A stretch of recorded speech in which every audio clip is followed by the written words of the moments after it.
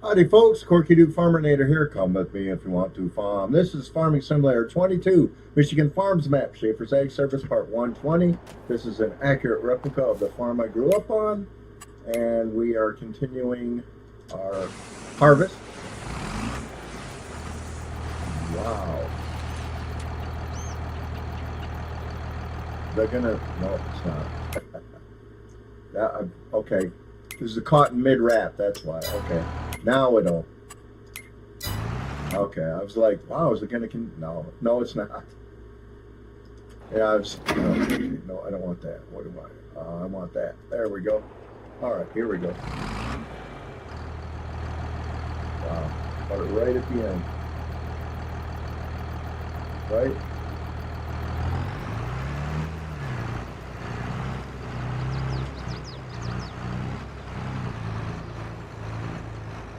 Alrighty do.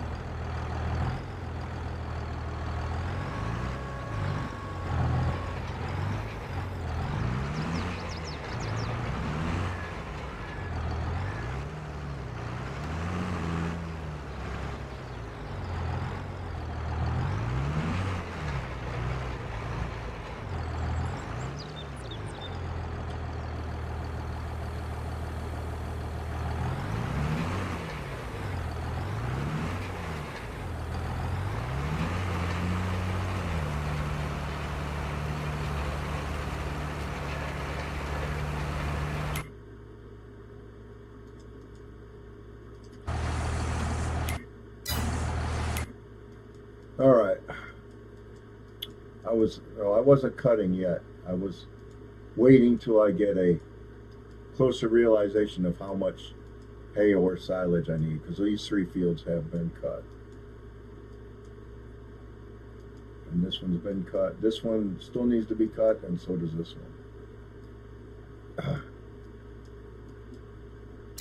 All right.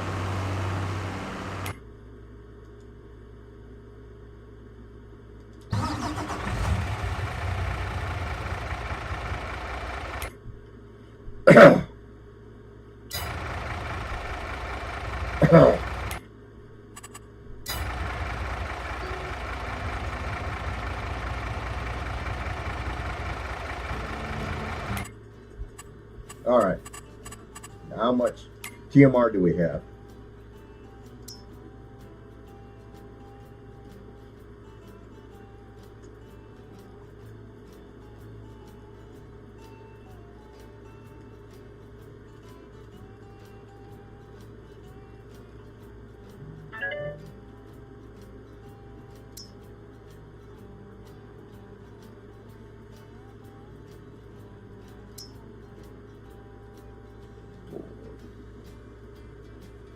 Okay.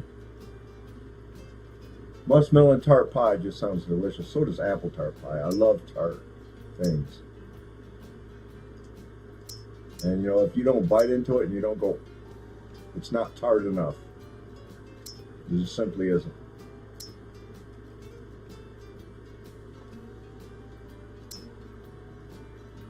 But yeah. Oh, I wonder where I could find apple tart pie or melon tart pie. Or any tart pie.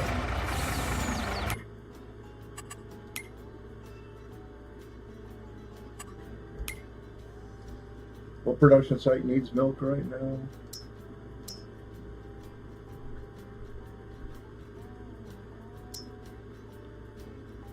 Well, pretty good on milk.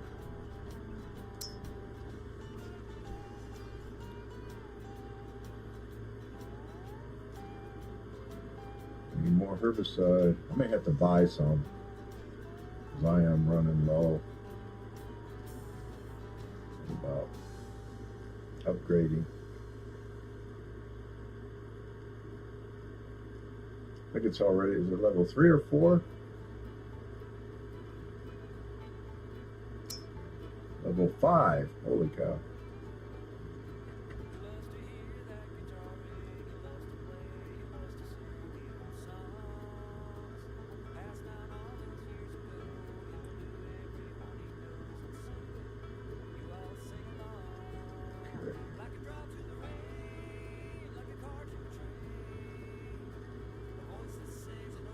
potatoes in here.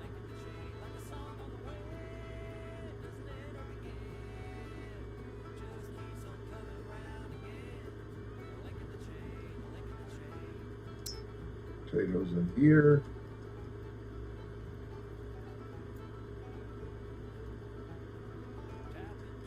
So we need some potatoes in the herbicide factory.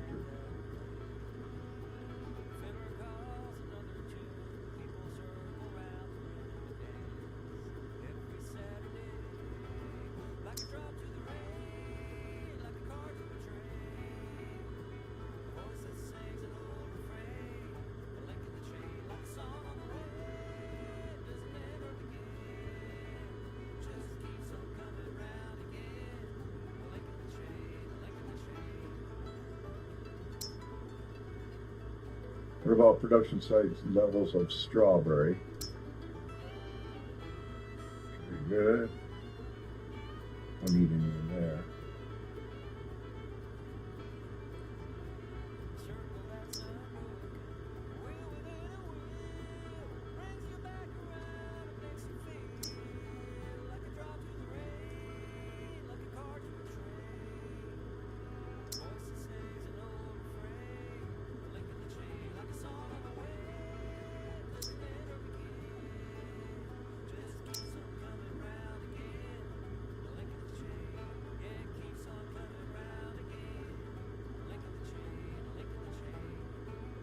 Okay.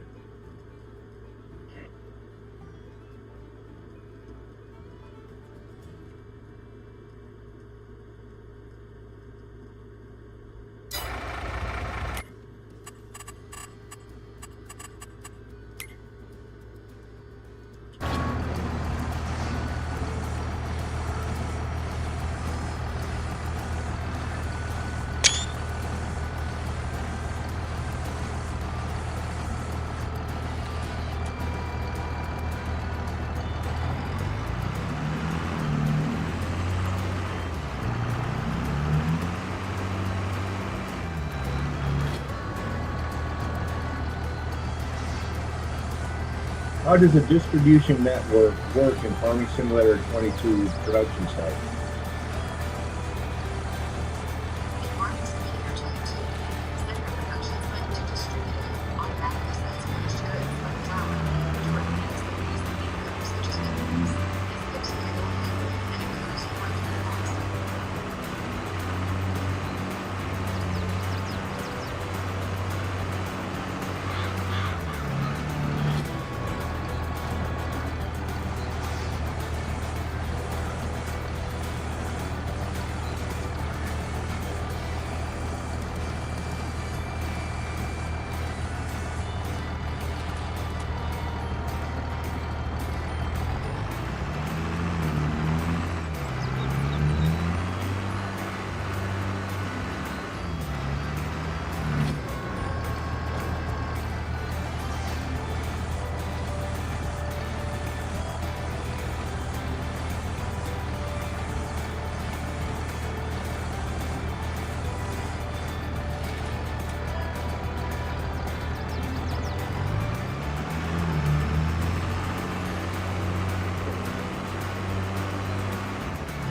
Okay, that makes sense. All right. Love Google. If I could, I'd marry her. Which Alec and I went through that a couple of months ago. That was hilarious. We was literally asking Google if she would marry me, and the Google's like, I am not capable of that. Oh, that was funny.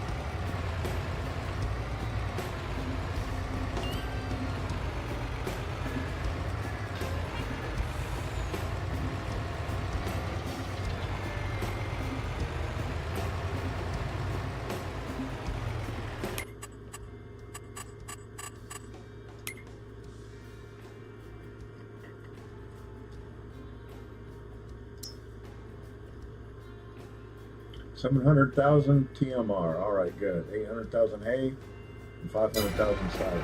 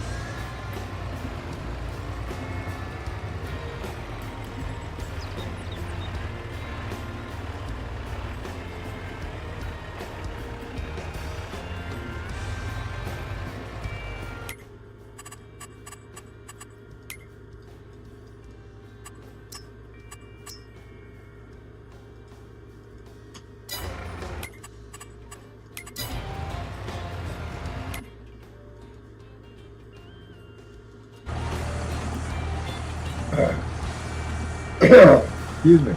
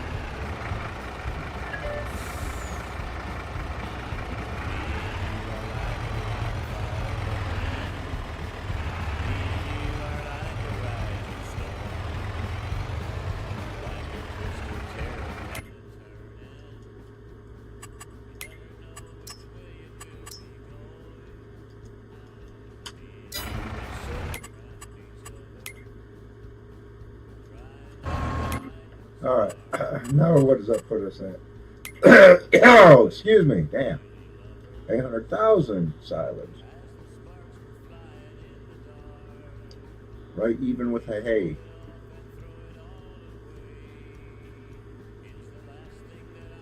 And how much grass? 500,000. Almost 600. Okay.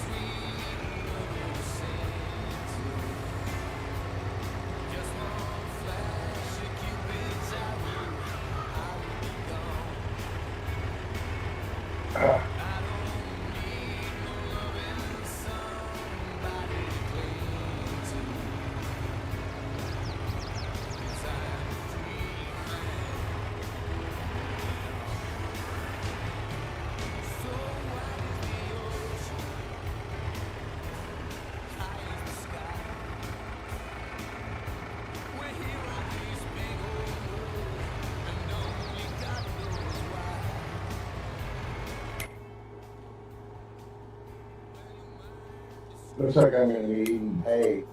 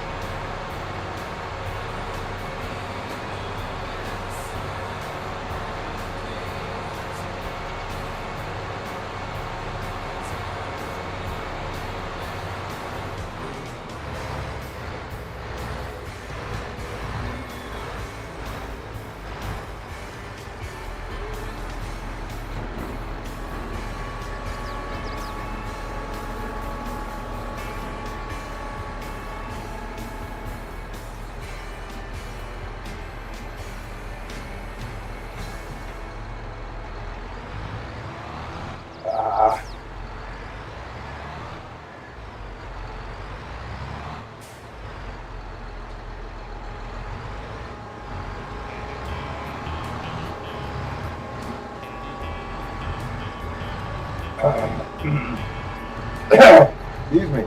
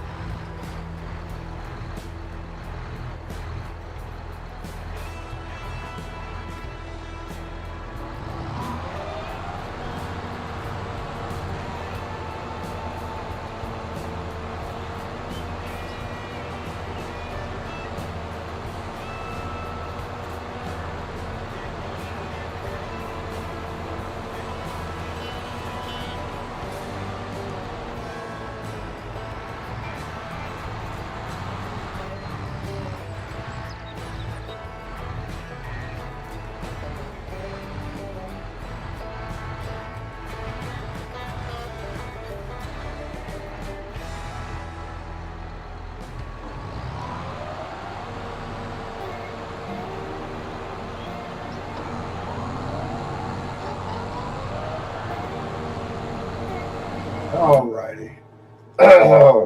Excuse me.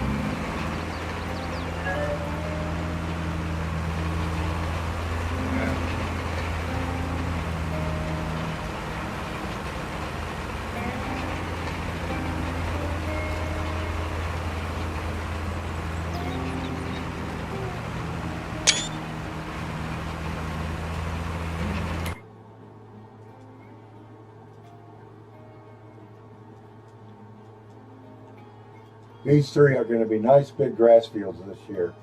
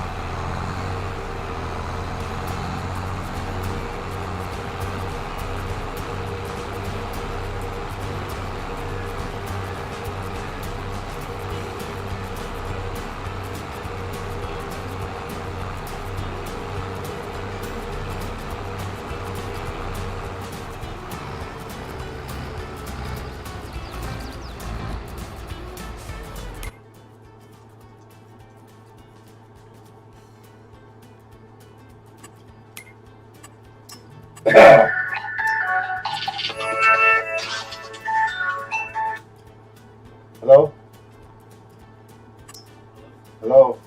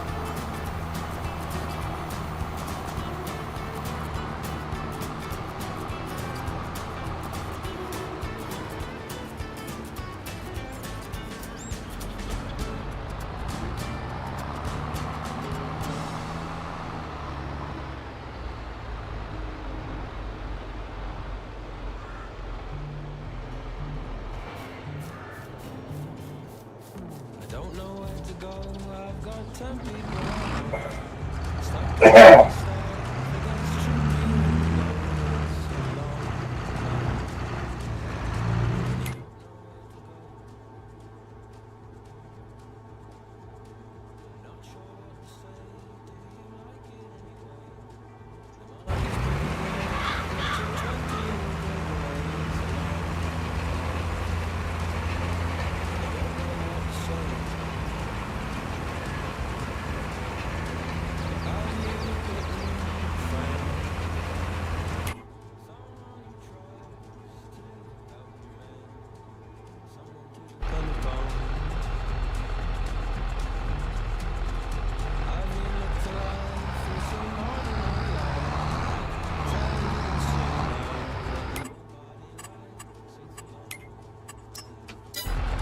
Alrighty.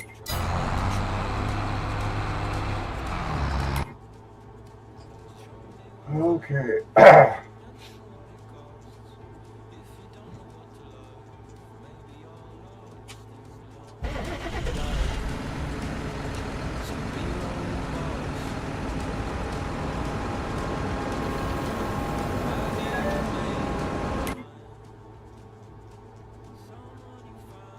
Hey Austin, how you doing? Thanks for joining the stream. How much silage do I have now? Yeah, I'm gonna need more hay. I'm still gonna wait.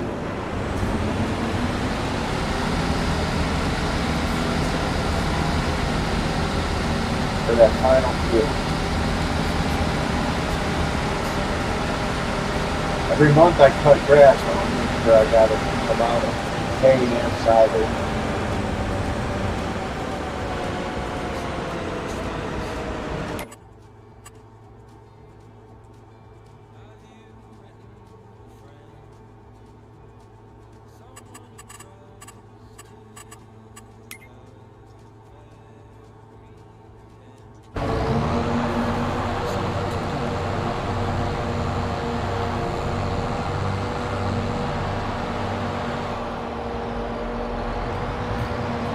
Excuse me.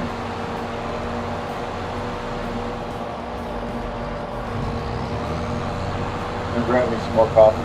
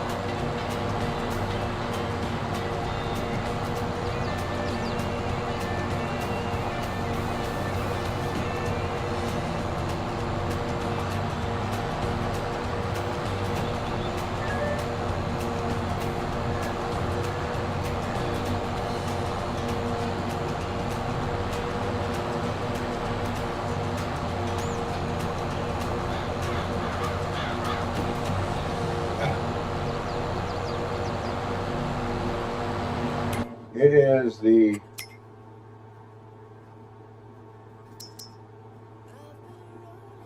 what is that?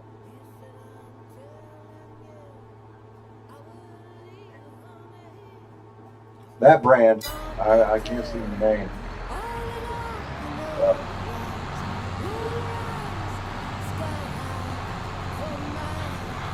Can't read that name.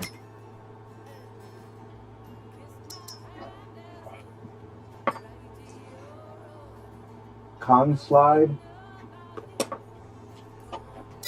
I don't know why John Deere can't have them all like that. I'm sure in reality they do. This can't mean exactly reality.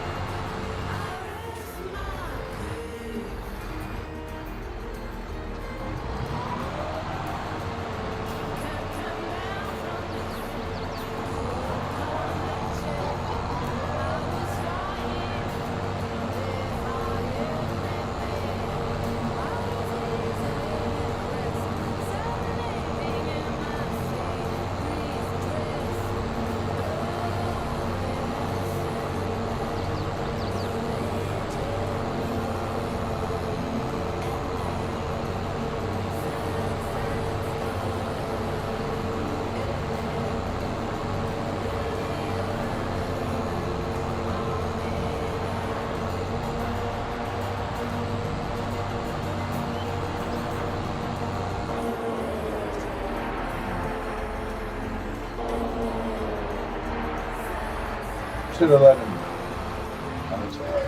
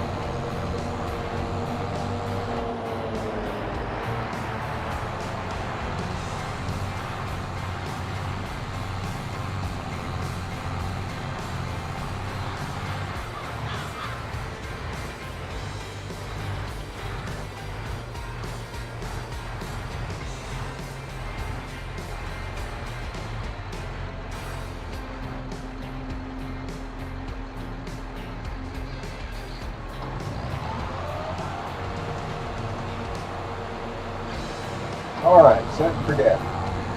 We'll finish up. Yeah.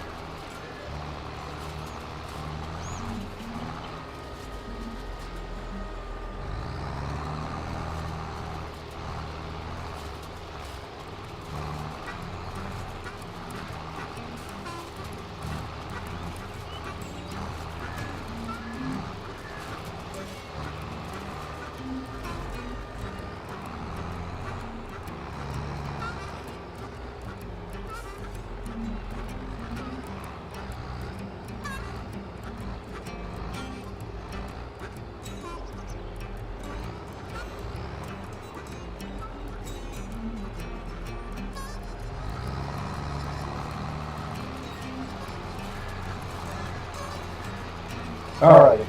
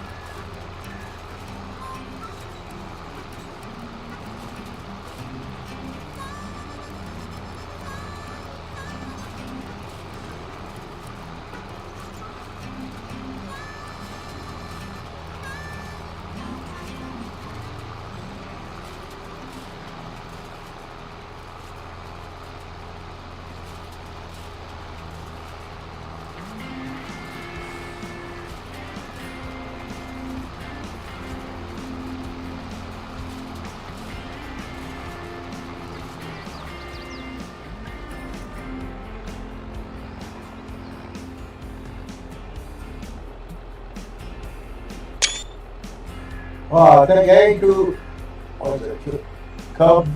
Cub Gaming. How you doing? Thanks for joining the stream. I appreciate you subscribing too. Hey, you like parody songs?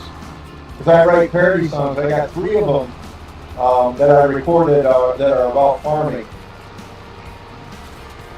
I don't know if you listen to country music or not, but they're mostly country parodies.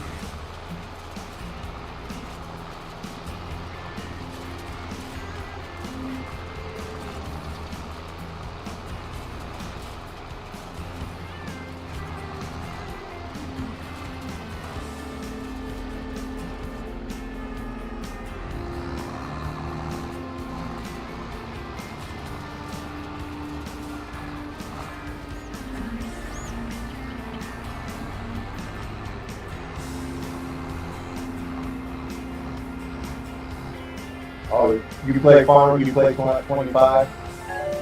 I've tried it. I'm having problems on my new computer with that game. I don't know what the problem is, but like it won't start any new maps.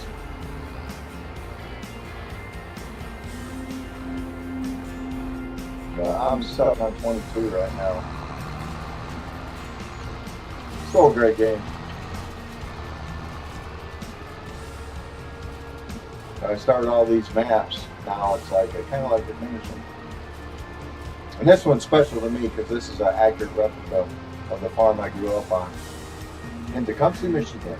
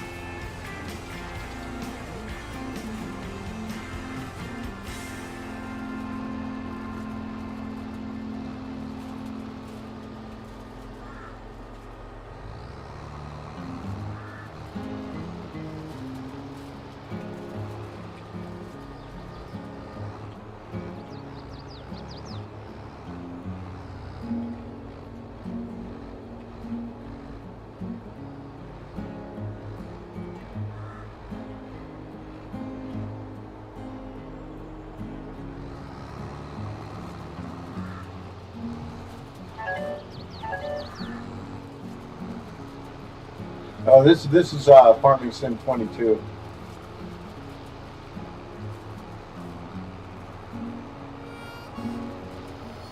Sorry, there ain't no hills like that in Michigan.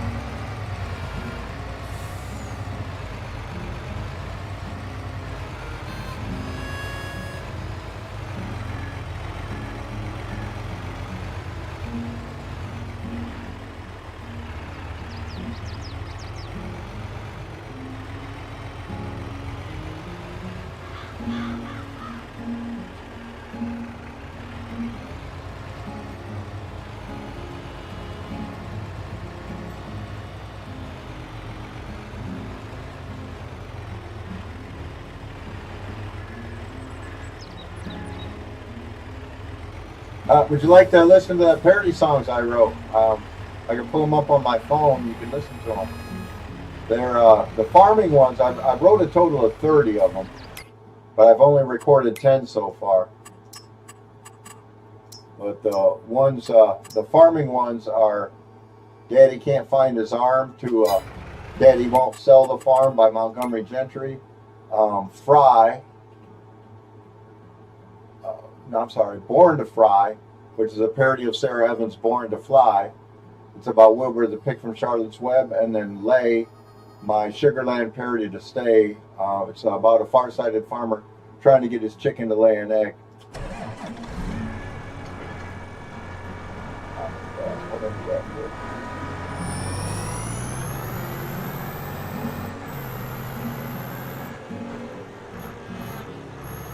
It's time to expand this field. Chop down all the trees, and we got to expand it.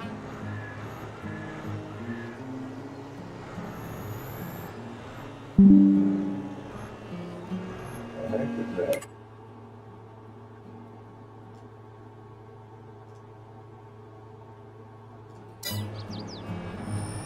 that? Advertisements hit you no matter what you're doing.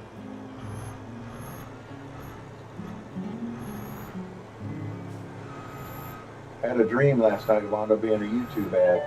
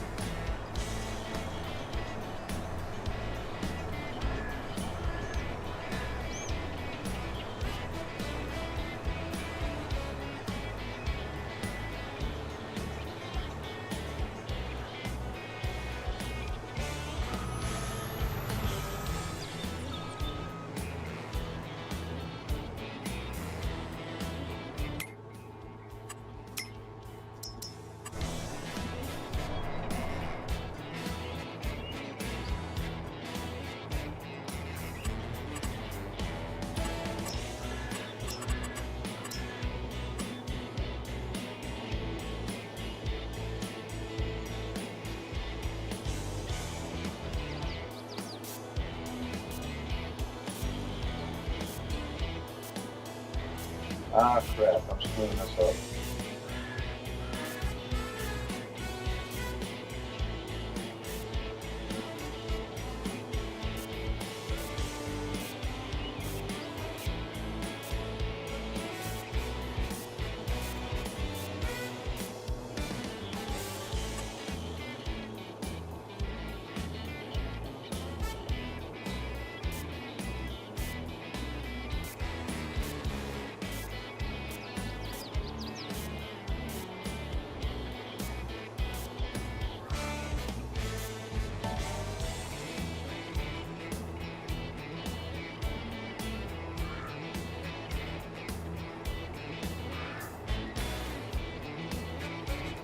I'll figure it out. I'll fix it later.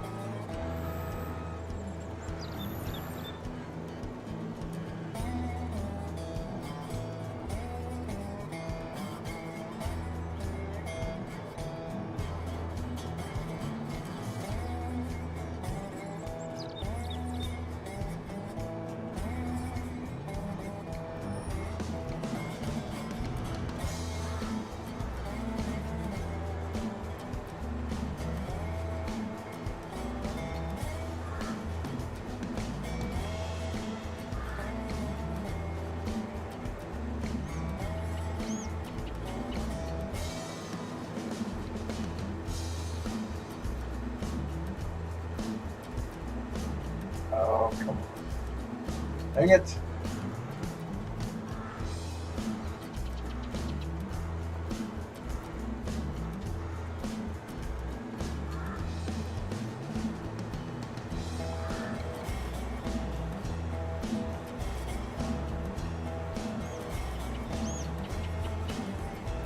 It's better.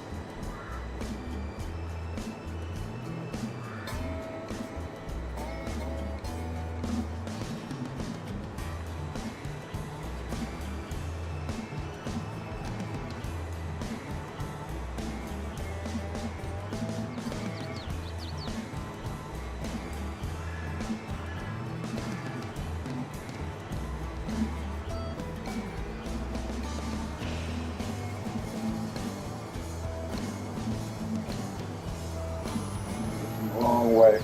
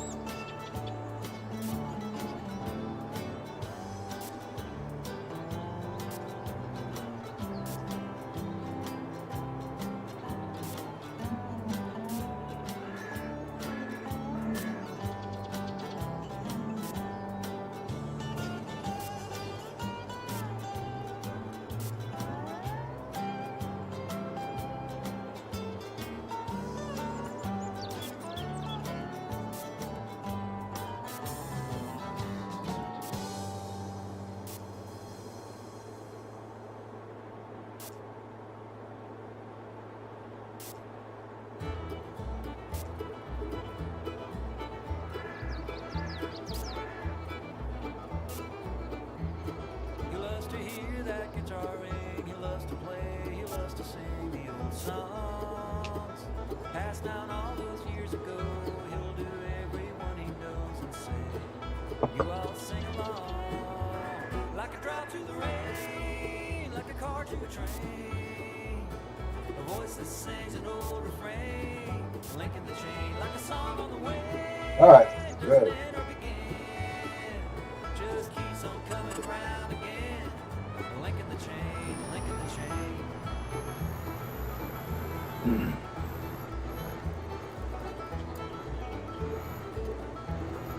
Tapping toes and clapping hands, just a little old string band that plays. Fiddler calls another tune, the people circle round the room and dance. Every Saturday, like a drop to the rain, like a car to a train. A voice that sings an old refrain, like a chain, like a song on the way. Doesn't end or begin, just keeps on coming round again. A link in the chain, a link in the chain.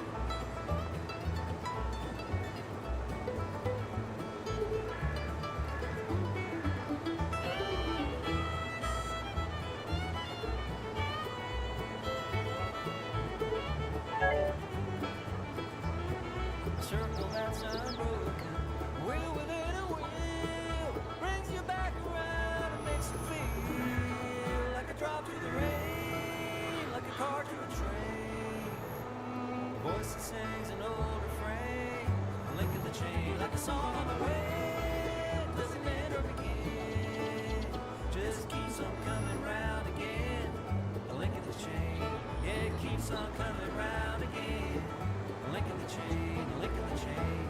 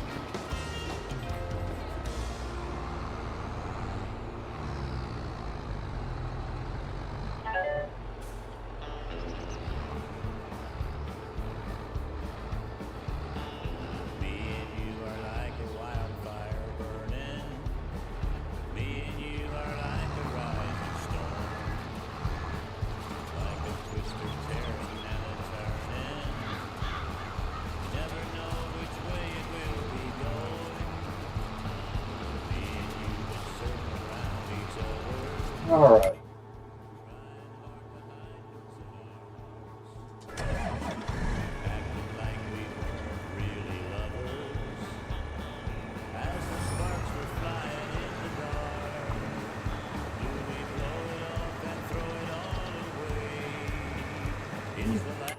I'm sure he's out of seed.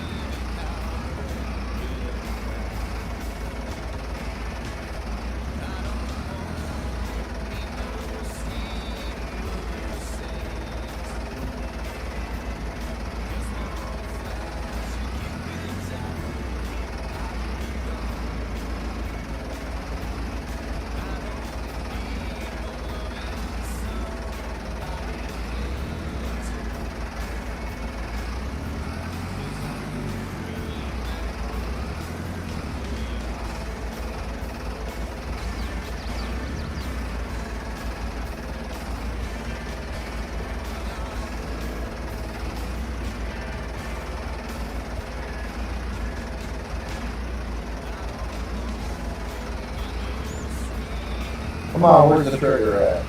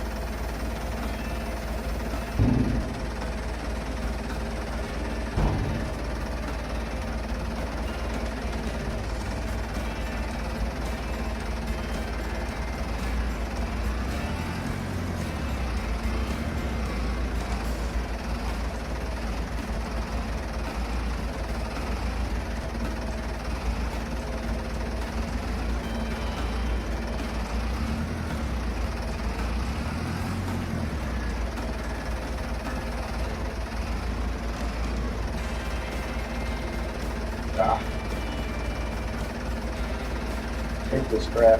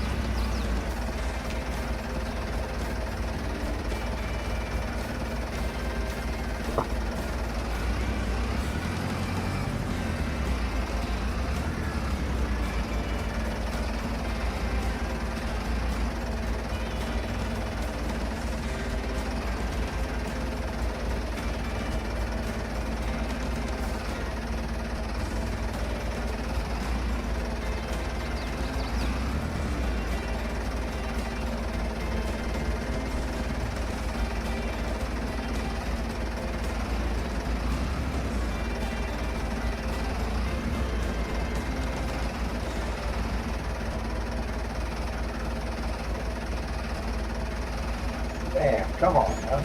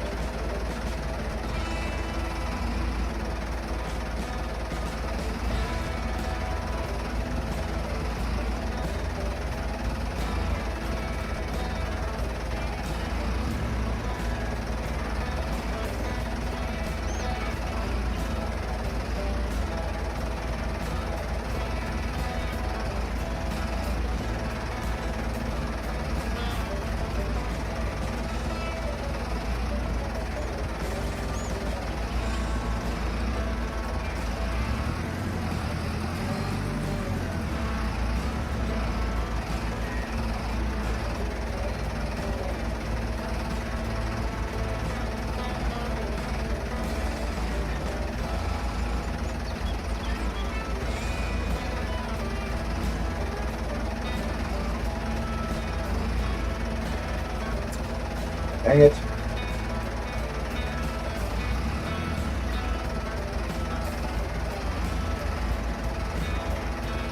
I got enough speed to finish. Just gonna hope that I do.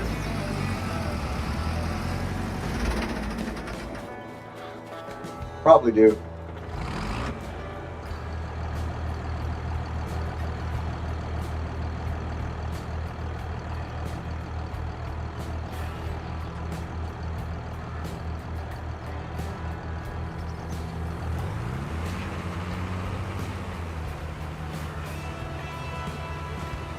All right.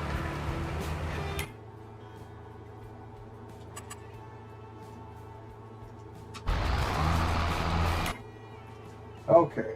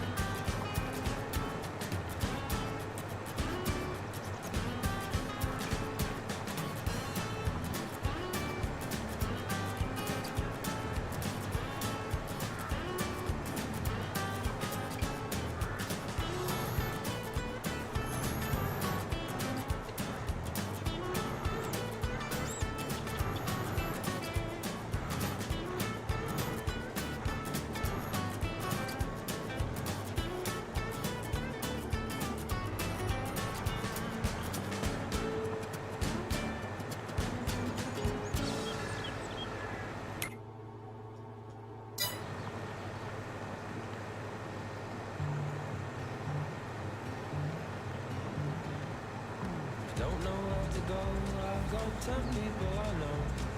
Stuck in sticky stuff, it gets tricky when you're low. When you don't know where to go. I'm not sure what to say, do you like it anyway? The money's pretty great, bet you're 20 you'll go grey. It's a long life when you don't know what to say. Have you written a friend? Someone you trust to help you make, someone to depend upon. Have you looked at life through some ordinary eyes? Tell if you can see now what nobody likes. It's a long life when you're trying not to try.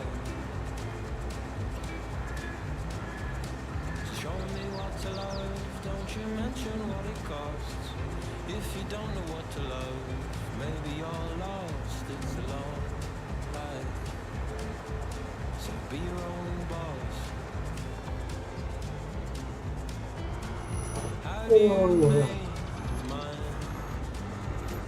Someone you found to help you be kind. Someone to depend upon. Dropping, I was low, but it leveled off. Happiness a Feels like it's dropping more now. complex than your palm. Everybody yearns for some, but nobody's calm. It's a long life. Sing a sad song. Yep, it is. Alright, I grabbed me a couple of cookies. Sample every grain of rice. Have you tried variety? I heard it tastes nice. It's a long life. Oreo mint. Oh, I've been looking for these for a while. Finally found them. Yummy, yummy. Have you written a friend? Someone you trust to the very end. Someone to depend upon.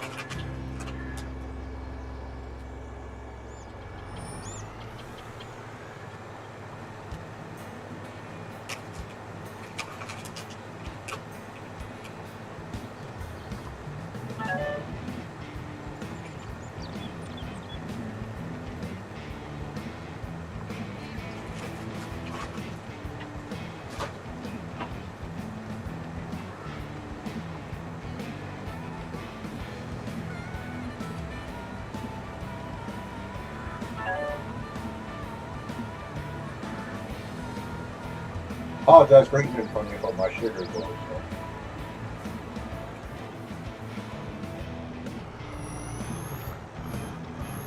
June of 2001 was when I was diagnosed with type 1 diabetes at the age of 34.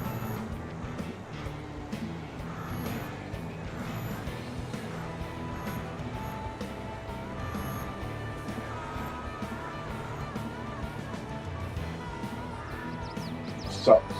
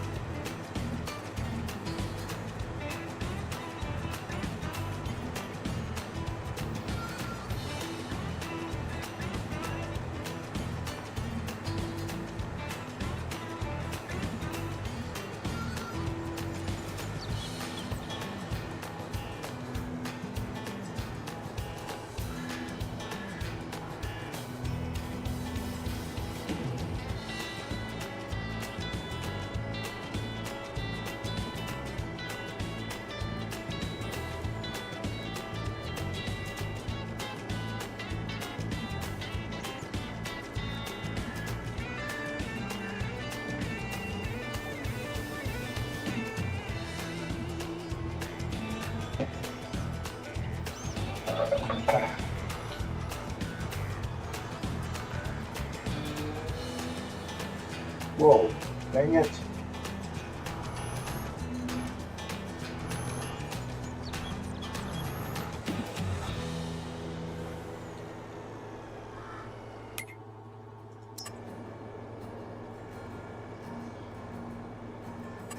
And you know what, that's probably alright.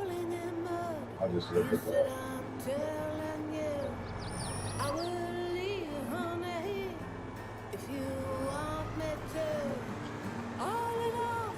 But do have to use the listing. I'm gonna grab some coffee. I'll be right back. I think that's 3 cookies should be good. Oh. Be right back.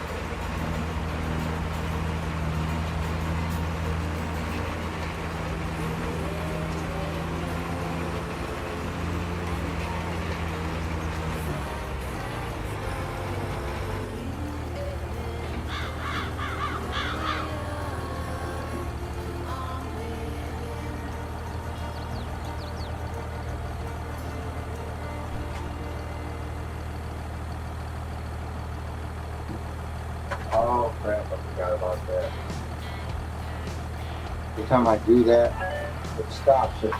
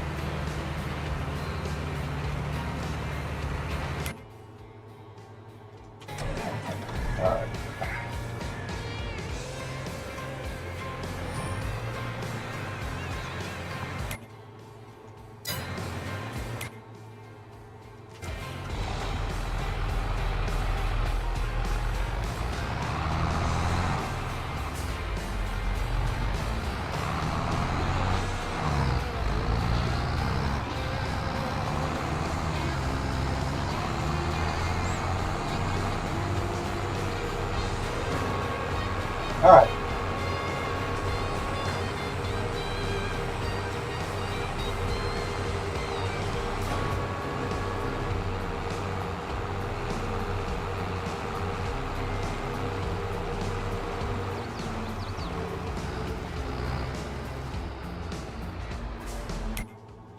All right, what do we look like as far as hay and silage? What does it look like? 751,000 liters of hay and 1.1 million liters of silage. Okay, almost a million liters of TMR. All right, looking good.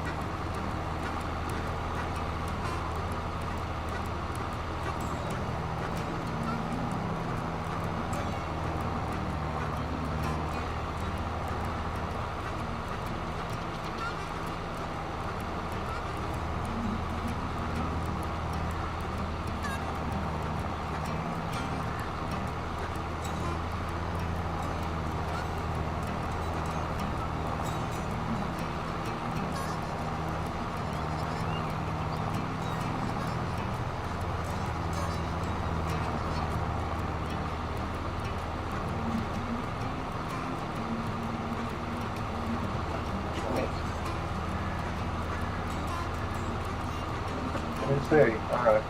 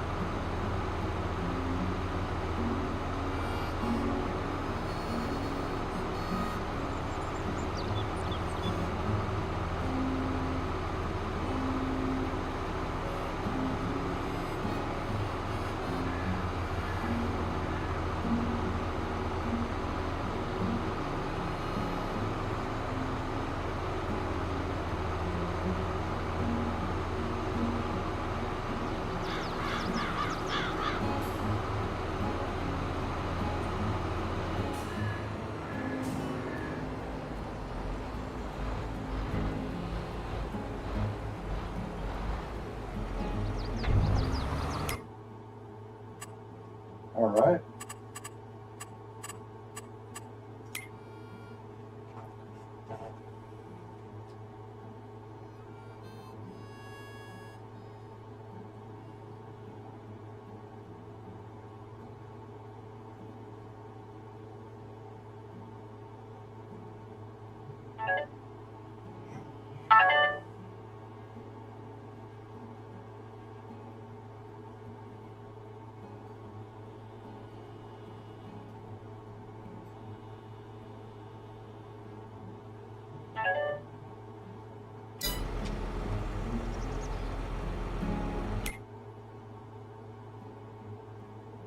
Guess you need more hay.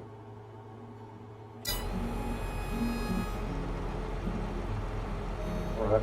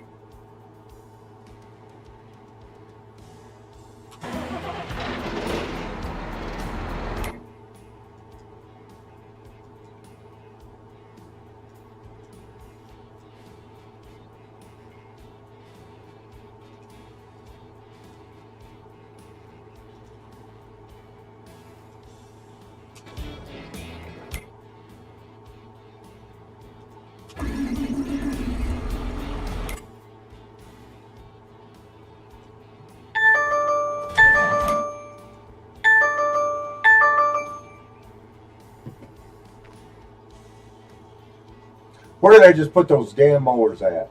Motherfuck. Where did I put the other one at?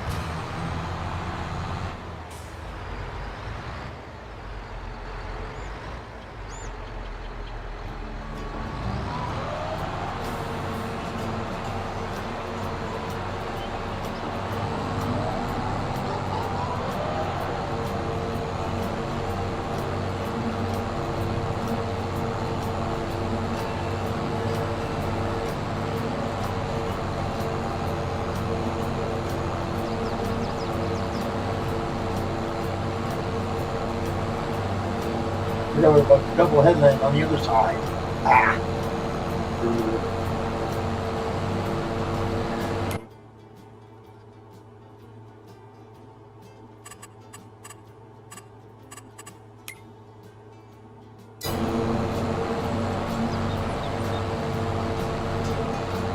Forgot about the double headlamp on this side too.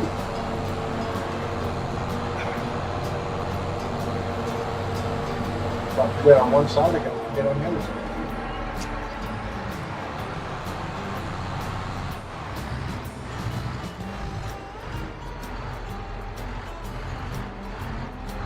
I guess I keep forgetting that I'm getting old and sticking the stove on. That's why I gotta write that new Perry song. Old ass me.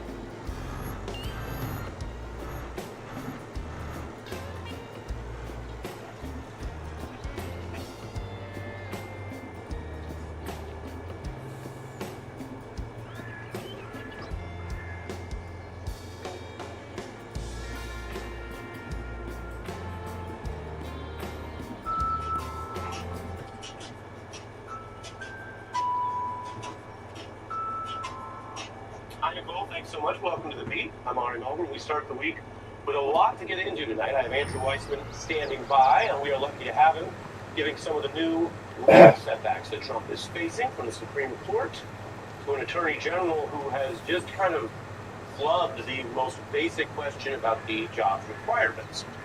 We begin, though, with the Supreme Court, because that's more than what government is saying or what the DOJ is struggling with. This is real action, and it is another loss for Trump.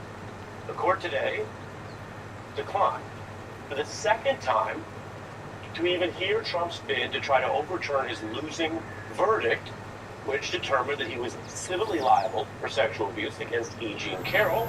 He owes $5 million. The court had rejected Trump's attempt back in June. You might recall, this all sounds a little familiar. And Trump has had to pay the $5 million verdict plus interest. So he is losing money, losing cred, and losing something that bothers him a lot, which is the ability to bend this often conservative court to his will. So that is an example of the system going forward and working on a matter that we know Trump cares about. Then there is his new Attorney General Blanche. He has been saying that he will kind of try to be a solid, credible Attorney General. He's certainly offered words of affirmation, if you will, about aspects of the job, but then couldn't even say how independent he would be from this Trump White House. That is, of course, a basic minimum job requirement of being Attorney General. Can you pledge that the Justice Department will always act independently of the White House? Well, there's a big difference between saying we will always do our job and investigate any case and act independently of the White House. No, I'm not going to pledge that, and no Attorney General should ever pledge that. Yes, no, they actually should. Fact check, false. Most attorneys general have pledged that repeatedly. Certainly in confirmation battles, where, of course, we are used to people saying certain things just to try to get the job. But as I've noted, and I will repeat something that is important, it's become quite common or popular to say that Donald Trump, at least among certain liberal Democrats, they say he's the worst thing ever of all time forevermore. But there is actually nuance here. In Trump's first term, his first attorney general actually was so independent that he famously appointed Bob Mueller. We all remember how that went. So even in the Trump era, let alone the traditional Republican or Democratic administration, DOJ independence has at times held up. So point one, false when Blanche says that. Point two, when he says no one should ever pledge that, he is doing what people call gaslighting or trying to just sort of overdo it. Instead of acting like he's on defense, he's using a rhetorical position of, and this is very lawyerly, of who would even say that? Well, Mr. Blanche, everyone who's ever held your job except apparently for you. Now, we are talking about, of course, the fulcrum of Donald Trump's efforts to corrupt the government, because the DOJ is sort of the first line of the rule of law. And we saw that in the fight over their efforts to abuse the court system, settlement system, and the DOJ to give Trump an immunity that no president has ever had, from, say, tax review and past audits, as well as take your taxpayer money and give it to convicts. Now, Blanche had to stipulate that that fund for that money is not moving forward. That was one of the conditions to him even getting Republican votes. But now, this is how he sounds. Can you guarantee that under your Department of Justice, anyone who attacked the Capitol on January 6th will not receive one dime of taxpayer if they file a claim against the federal government? Well, anybody can file a claim against the federal government, not just anybody associated with January 6th. Beyond that, I'm not going to... Like maybe Hunter Biden? Hypotheticals of what will happen. Can he file a claim? They could get paid under another stream of government funding, but not the anti-weaponization fund. When you say they could get paid, what is their claim? Were they on? Is it somebody? Justice Department's judgment fund. No. So right, but when you say they could get paid, anybody who sues the federal government could get paid. This is the sound of a government official trying not to offend his boss, who we know still wants to give out that money, while having also had to compromise and surrender to political reality. So that's what it sounds like. It sounds sort of vaguely, he's in his own deposition, if you've ever seen one of those, and someone won't answer any questions straight up. The discomfort you can kind of read in his body language is that he is caught, I would argue, between those positions, and that in a very real way, the Senate and the rule of law won, at least for now, in getting him to commit in writing to not misusing the money that way. And yet there he is still with Donald Trump, and this is so strange, extreme, lawless that it bears repeating. Donald Trump still wants to have employees who are willing to give out money to convicts as long as they agree to bag or will do anti-democracy crimes. It sounds like a criticism, but it's not a criticism in the sense of opinion. It is just the facts that we are dealing with. The New York Times, meanwhile, reporting on a probe into a fundraising firm that was basically co-owned by an individual tied to the judge in that Trump case in New York, where Trump was found guilty of those felonies, although he was not ever adjudicated for anything involving a jail sentence, and that all came in that strange position where he was a defendant and a candidate, and ultimately, of course, won that election. According to grand jury subpoena review, by the time DOJ wants this firm to basically turn over. We're still not absolutely certain he didn't steal the election. They believe to be Or the 7 million write-in ballots that disappeared. The DNC. Swing state. To be clear, that Or could be sometimes called phishing expedition. 7 million ballots. Communications exist, or because we are talking about the federal government and a lot of power here, they may have already determined somehow they think that stuff does exist. Now, whether that is a fair review or an extension of the retribution campaign, Got it this time. can only be answered Yeah, I in think I context. see where The fact that the those trigger people is are now. Democrats or critics of the president doesn't mean they can't ever be reviewed and investigated under the rule of law, to be clear. But when you look at the list of targets on your screen, you see the melting credibility of AG Blanche and the DOJ. And that is one where judges have already started to be more skeptical of these kind of investigative requests, because look on the left at all of the aborted failed attempts to go after critics, those are the green stamps, and on the right, cases that are continuing, some still going through trial, where we know the DOJ has clearly statistically targeted opponents rather than just pursuing evidence wherever it may lead. Now we have an attorney general who is a long ways from, as I mentioned, the first term, or Jeff Sessions, and who won't even say on record they won't do the thing that you wrote down they wouldn't do, which is hand out your money to criminals, among other problems. However, we're going to get license for an effective counsel, we're coming out with a protocol report, and I guess now we're going to analyze for us. Andrew, I wonder if you want to put these two stories together. The Supreme Court doing what, of course, you should just do under law, but what angers Trump so much, Trump appointees and Republican appointees, not apparently shredding the rules to give him special treatment in that case, and then this new AG. Well, let's start with the new AG. Todd Blanche's performance on Meet the Press, to use pejorative adjectives, is somewhere between smarmy and deceitful. The idea that he would say that the President of the United States has never asked and would never ask for a particular person to be investigated or prosecuted. Well, we've seen it in black and white that he has done that. So the idea that he's responsible in some left-wing conspiracy is false. You have pointed out other things that he said that are just false. The idea that the Department of Justice shouldn't be independent. Now, if he had said, when it comes to policy matters, the Department of Justice is not independent, that the president can weigh in on that. But that's not what he said.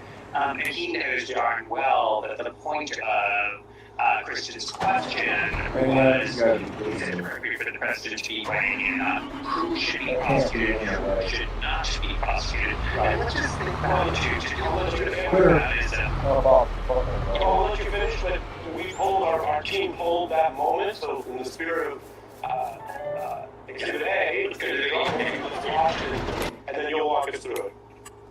Yep. If the president asks you to do something that you feel crosses an ethical or legal line, would you do it? The president will never ask you. Bullshit. You lying piece of shit. Has, you never will. There's this extraordinary false narrative that the president looks at the morning and calls to him and says, Todd, you're enough. You answer why. He does not do that. He is Hell, he doesn't. He won't ever do that. We got a whole list of names. Specifically with Pam Bondi, and the idea that the president would do that. Let's just get back to Trump 1.0.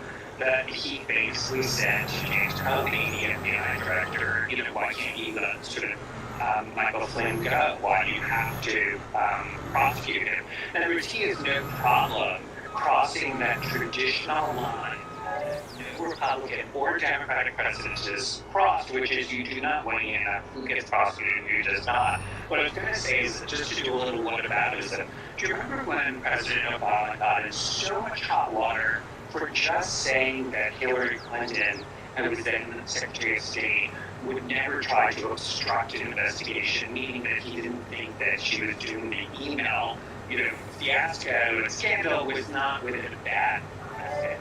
People were sort of rightly upset because they were saying that the president should not weigh in on that. That is an independent decision for the Justice Department. That is all gone. That norm is gone, and the idea that Todd Blanche is sort of bobbing and weaving, and can't just answer directly to Kristen's questions in a truthful and forthright manner, tells you not just about him, but it tells you what's going on with the justice system in our country right now. Yeah, really clearly put. And, I'm torn. Andrew, I try to keep it real in this job, that about it. And so, to be real, watching him do the Sunday show is like, it's surreal because I see that he still wants to be accepted in the normal mode. He would aspire to be treated like any other respected attorney general worthy of the job. Because he doesn't have to go do media press. He could, for example, he could do only super right media. He could not do media. So there's some thing going on, is what I perceive, because of an interplay in government law, as you well know, it's sort of the top of it, between the law, where you just do the work, go to court and go home, and some level of presentation of you're one of the three branches, etc. And so I see him wanting that now that he's been confirmed. And I don't know where that comes from. It's not my job to get inside his head, but something there is important to him. And yet the hand he's playing, as you walked us through, is deceitful, is lawless, and if the evidence in these cases goes forward, as I showed on that chart, in many cases it is provably corrupt. I wonder if you want to speak to that dynamic. So, I'm not a psychologist, but, people have talked about the president being all in, that there's no super ego, that, he's sort of like what we all want to be like that in some way, and not have all of the constraints of being in a society. And wouldn't it be great to not have to worry about that? But what you're seeing with Todd Blanche is you can tell there is a super ego there. That there's some, he knows that there is a problem with what he is saying. But, this is a guy who, leaving the psychology aside, but, this is, power corrupts. And, you see somebody who knows better, because his background and my background and the background of thousands of people who've been trained within the Department of Justice is that he knows to his core how much what he is saying violates the norms. But I just want to make sure people understand it's not just a Department of Justice. It is about the rule of law that protects every single American in this country. And it's what separates us from so many other countries around the world, and it's what we all sort of, have traditionally taken for granted in this country, and has been an envy of the world, that we're a country where, when we have a scandal where somebody is a judge or somebody is bribed or a witness is bribed, it's a big deal because it so goes to the undermining of a norm that everyone respects here. But in other countries, that is, it's sort of like contracts go to the highest briber. The person who wins a court case is the one who, has the judge in their pocket. And that is what we are becoming. And when you see Todd Blanche's performance, and I don't mean to pick on him, but it is sort of personal, because I was at the department for so long, and you see somebody who's violating so many core rules. And as you noted, even Bill Barr, or to take, Judge Sessions, he was fired by Donald Trump in the first term, precisely because he understood that the Department of Justice needed to be independent of the White House in deciding who to prosecute and who not to. Yes, and when you mentioned that awkwardness, which I think people can see, I'm going to show one more clip from Blanche in a moment where you see that, and it speaks to what you described. We don't often get a legal Freudian analysis of the depth you provided, Andrew, but the ego being he wants the power. And as you said, the superego in the Freudian construct being some external authority force, which sometimes we're told is the parent. In this case, it would be the notion of the DOJ, because there was a Mr. Blanche before Trump, and he did work there like you did, and he does somewhere in there feel that, and yet, because he's only delivering, and this is the point I want to be clear with to the audience, whether you like Freudian allegories or not, he knows better. I mean, that's the real point. He knows better, and all he wants to do is give people the PR, the propaganda version of that, saying those words while doing the bidding. I want to show you where Trump is losing on this elections bit, so Andrew, stay with me. We're back in 90 seconds. Sure.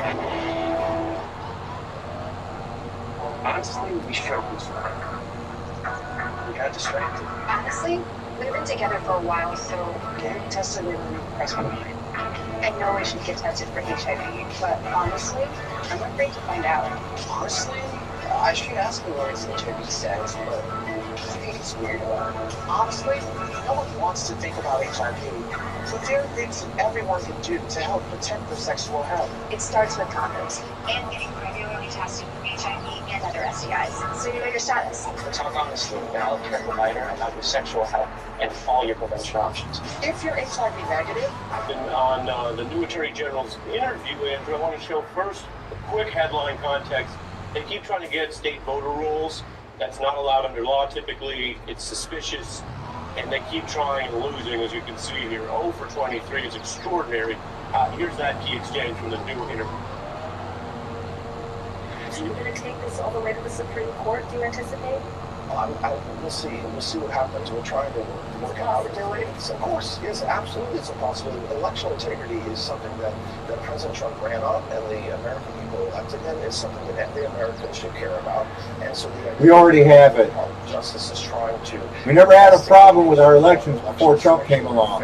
Never had one damn problem with it. It's not something that we should. A candidate lost, he just simply conceded. There's scant precedent or logic in the feds. Our elections are safe. Wanting these voter rolls early. That's where the judges have come down. If you don't believe that, you're a special kind of stupid because you're believing lies and propaganda. More optimism for having a fair midterms. Sure.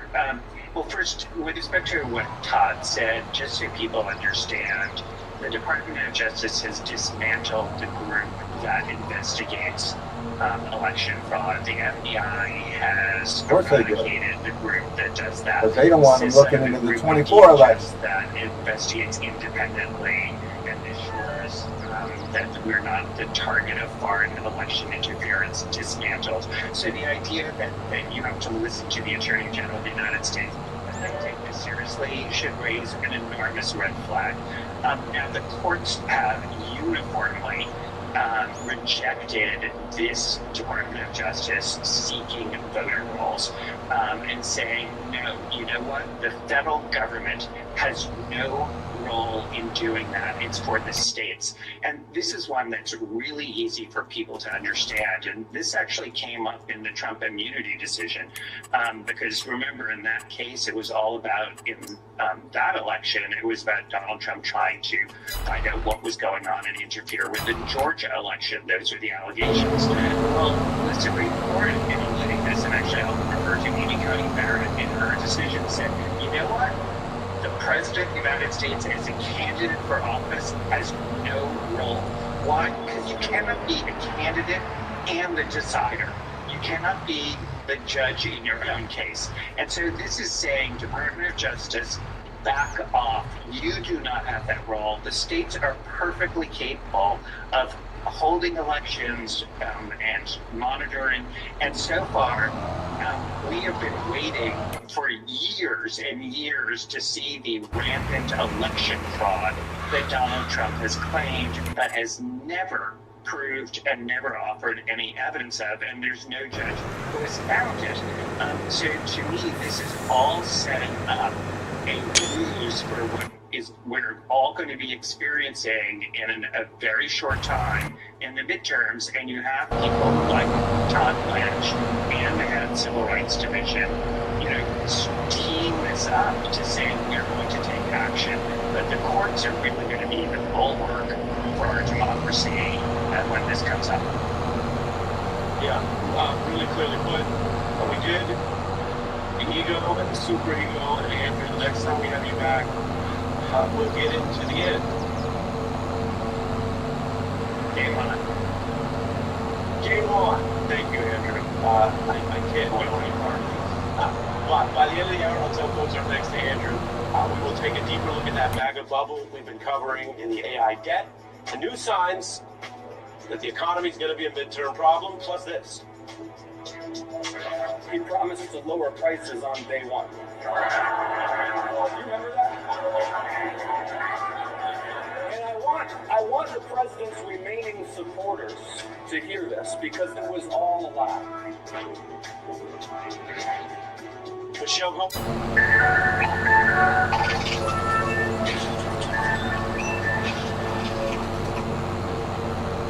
Well, yes.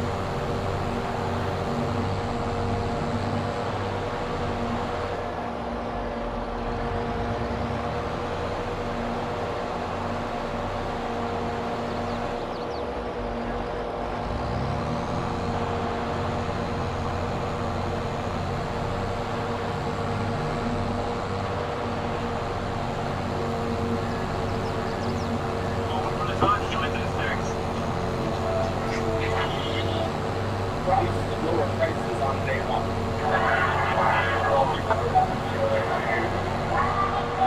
And I want the president's remaining supporters to hear this, because it was all a lie. They made you pay more for everything and took us to war on lies, and spent most of last year trying to cover up to the world's most famous pedophile, while the crook president and his crook family raked in billions.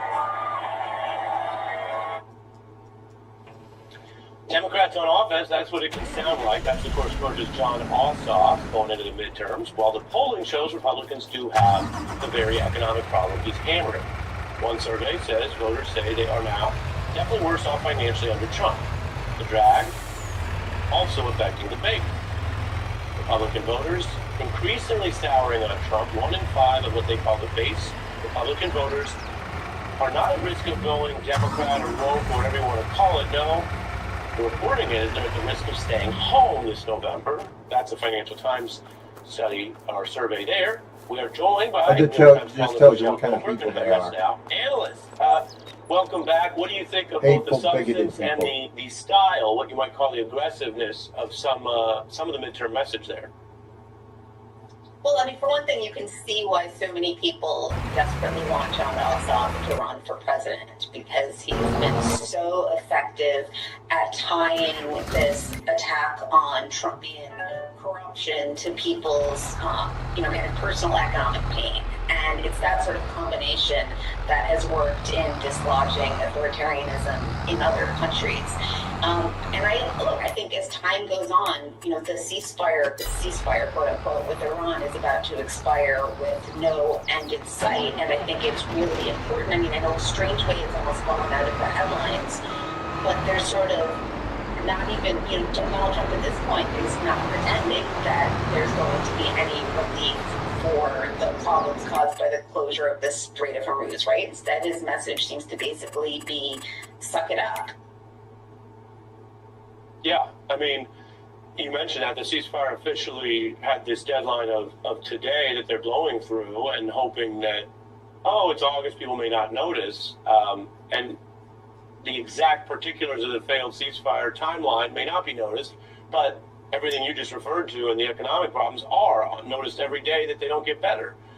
You mentioned that there's a buzz around Ossoff as a communicator who would be a good national candidate. Let's take a little bit more from that rally just this weekend. And while the sailors on the Lincoln fight his war, while he fruitlessly drains our munitions and oil reserves, the president sweeps through his meetings. He golfs and trades stocks. See, he doesn't want to do the job. He wants to build his ballroom and travel with Natalie on their apparently defenseless flying palace gifted by the Emir of Qatar.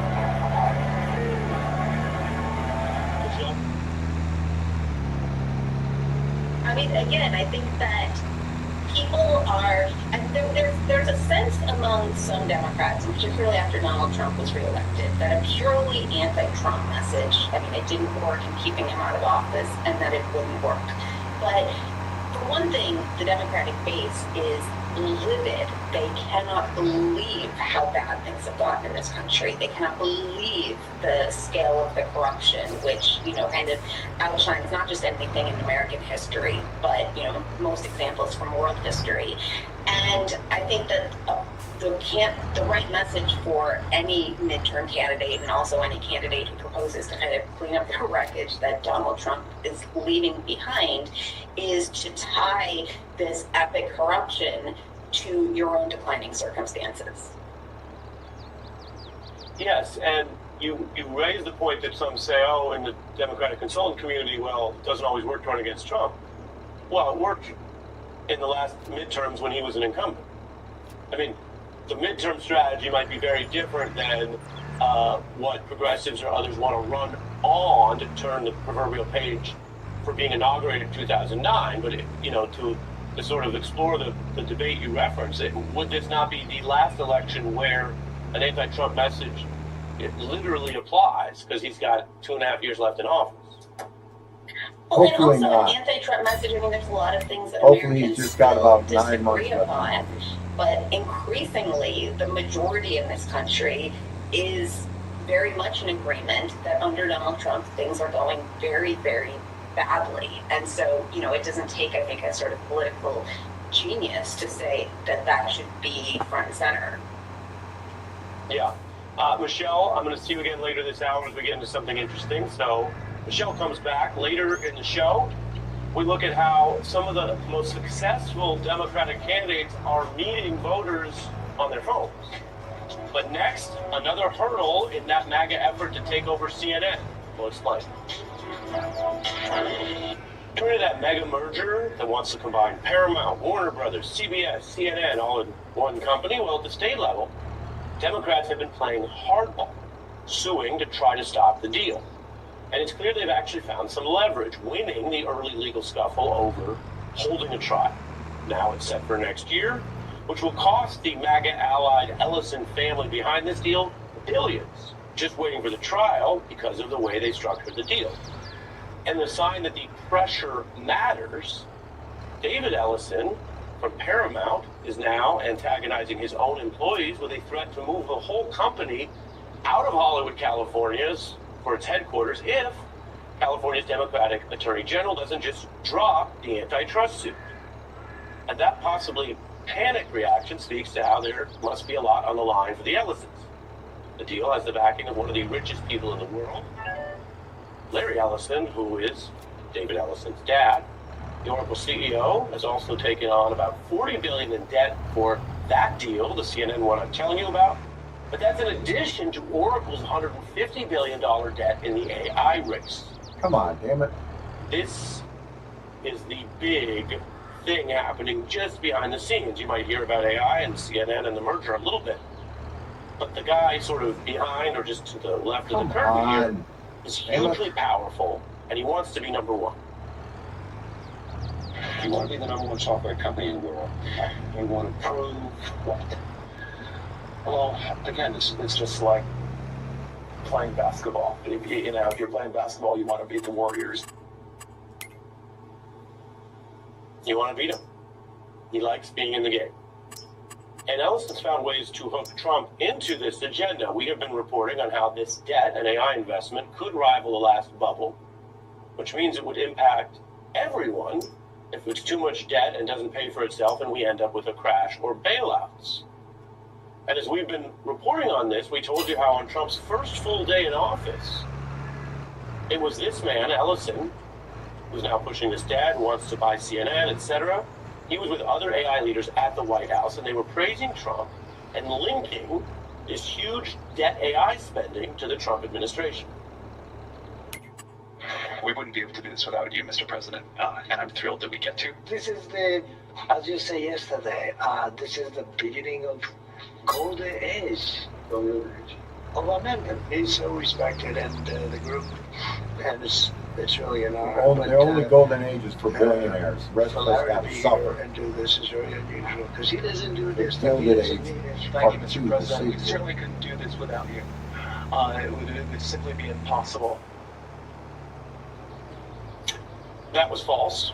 It was possible, and the data centers that were discussed at that meeting had been underway, 10 of them under construction before Trump's election, which means they were already doing it, and as you heard, they want to win and spend this money. They're going to keep doing it, regardless of who won. The debt matters because Ellison's using this big debt financing to pursue the agendas of technology, media, and MAGA control of CNN. And if some of this was going on, as I mentioned, a little bit behind the scenes, it has now caught more attention, more pushback from those Democratic attorneys general, and more questions about just how much money and power should be in this, basically in control of a very small group of people. And so when you hear the government wants to cut any rules of enforcement, Trump saying he wants to make money on crypto and doesn't care what happens otherwise, well, what happens otherwise could affect all of us, especially if Congress doesn't step up to protect you, the taxpayer. And they won't. We will stay on these stories, including the debt that matters. When we come back, AOC and Mom Donnie are rewriting the playbook for how to meet voters where they are. We'll show you. The punchline on the fall of reading as people shift from books and long-form reading to watching and listening a lot more in terms of how they get information. Now, some of the biggest rising stars in politics already know about this. They're meeting voters where they are on their phones, just like past politicians worked with what was the then new media, like radio or TV. That's how campaigns are adjusted. But this wider change has implications for our politics, our society, how we understand the world around us. And U.S. schools and colleges still assign reading in books, of course, but grown adults are actually reading far less than they used to with the internet and social media shifts we know about. Daily reading by choice has fallen from what was under a third of the public to now just 16%. Rose Horowitz confronts this shift in a new, widely discussed Atlantic article on the end of reading, noting in a recent year fewer than half of all adults reporting having reading a book of any kind. The shift spans all groups, by the way. She notes it cuts across generations, gender, education levels, retirees, women, college graduates. They've all seen, as she writes, a collapse. And so it is interesting to look around and see that we have new stuff, and we know by people's habits and choices they like it. Even people who criticize our phone addicted world, if you ask them to show you their screen time, which most people want to show you, it's pretty high. Most people, it's higher than they like to admit. And so that's the new thing. But if it's crowding out the core things that we expect any informed society to know how to do, to read not only texts and little messages, but to read and think in depth, right, on a larger basis so that we can understand the larger issues around us. If we can't do that, well, that might speak to some of these very problems we have in our self-governing democracy these days. So, with that in mind, I want to turn to something special tonight. That writer, Rose Horowitz, from the Atlantic, author of that piece, joins us along with Michelle Goldberg. Welcome you both. Thank you. Thank you.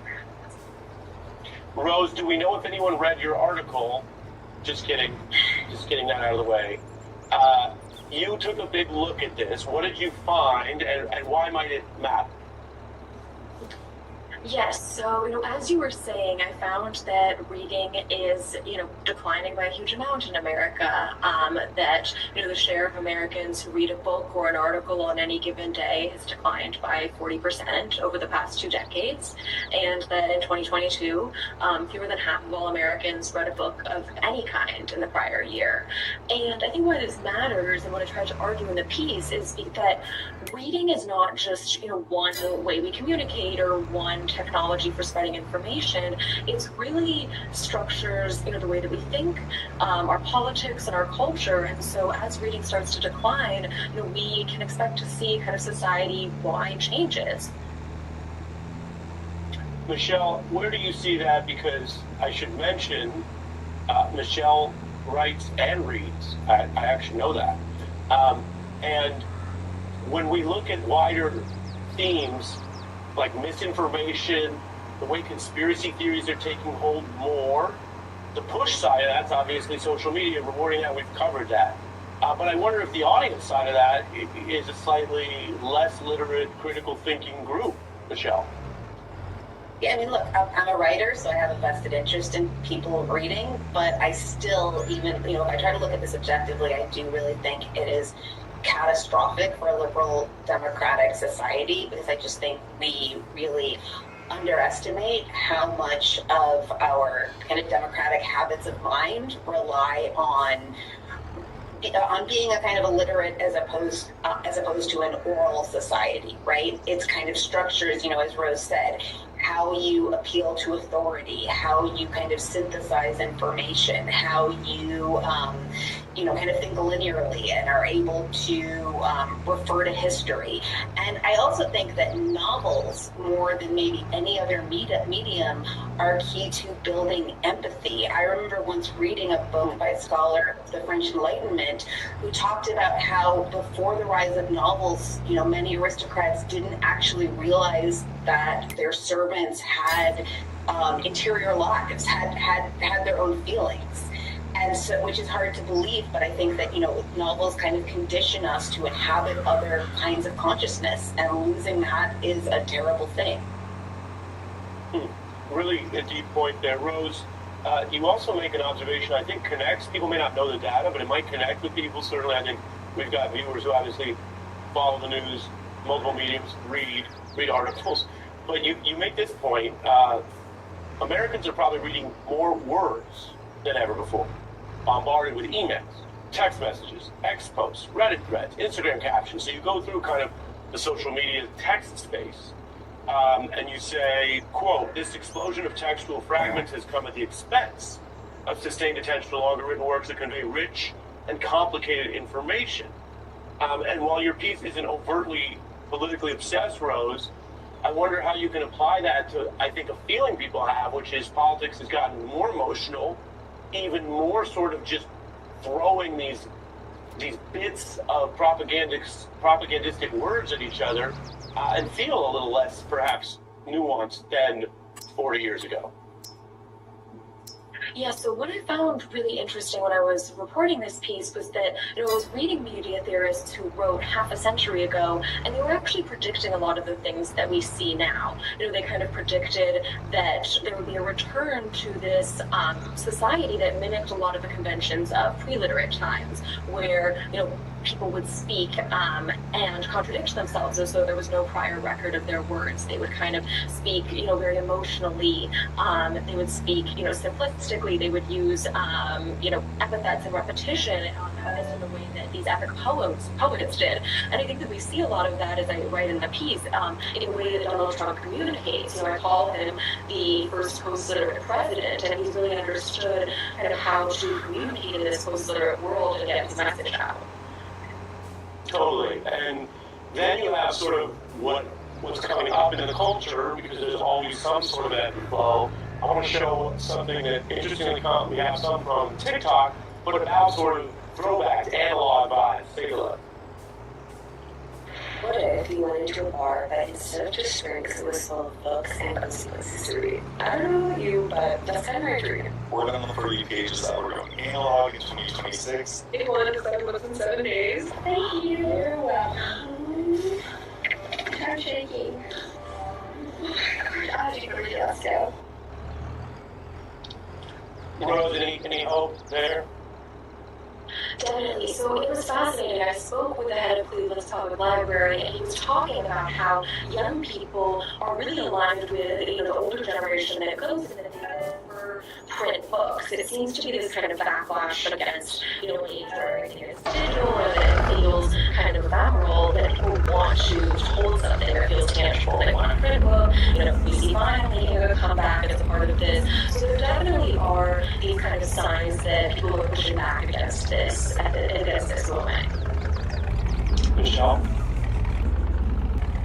I find that encouraging, and I hope it's true, but I also think that there are, sort of institutions have to do their part as well. And you said before that schools and colleges are still assigning books, but in many cases, not so many. I can tell you as someone who has kids in middle school, it's actually shocking how few books they are assigned and how often they're assigned instead like short excerpts. And to some extent, you understand that teachers and administrators are adjusting to the world as it is. But, I think it can't just be parents who are sort of, trying to inculcate or increasingly countercultural habits among the kids.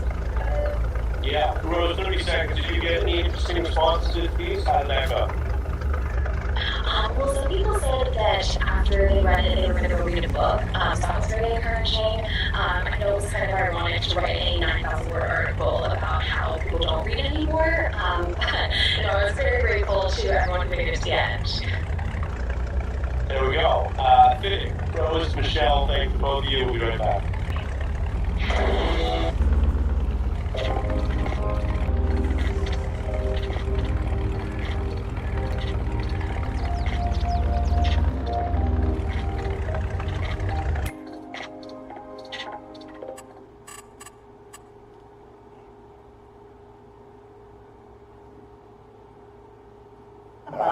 Ready for Texas? Jen, thank you. I'm very ready for Texas. I feel like I need to get some boots. So we need to have some boots. Yeah. They're fine. Perfect. So I'm going to text you and then we can coordinate on the boot situation. Okay, I'll be right back. Boots are more stylish than mine, I promise you. But yeah, we'll wear them together. Amazing. All right, have a great night. I'm going to keep this show started. There's a lot going on. See you tomorrow. Yeah, there is. Remember Trump's 60-day memo of understanding with Iran from June? It was basically a deal with Iran to try to reach an actual deal to the war. Well, that expired today, and Donald Trump has done nothing to help find an end to this war. Absolutely nothing.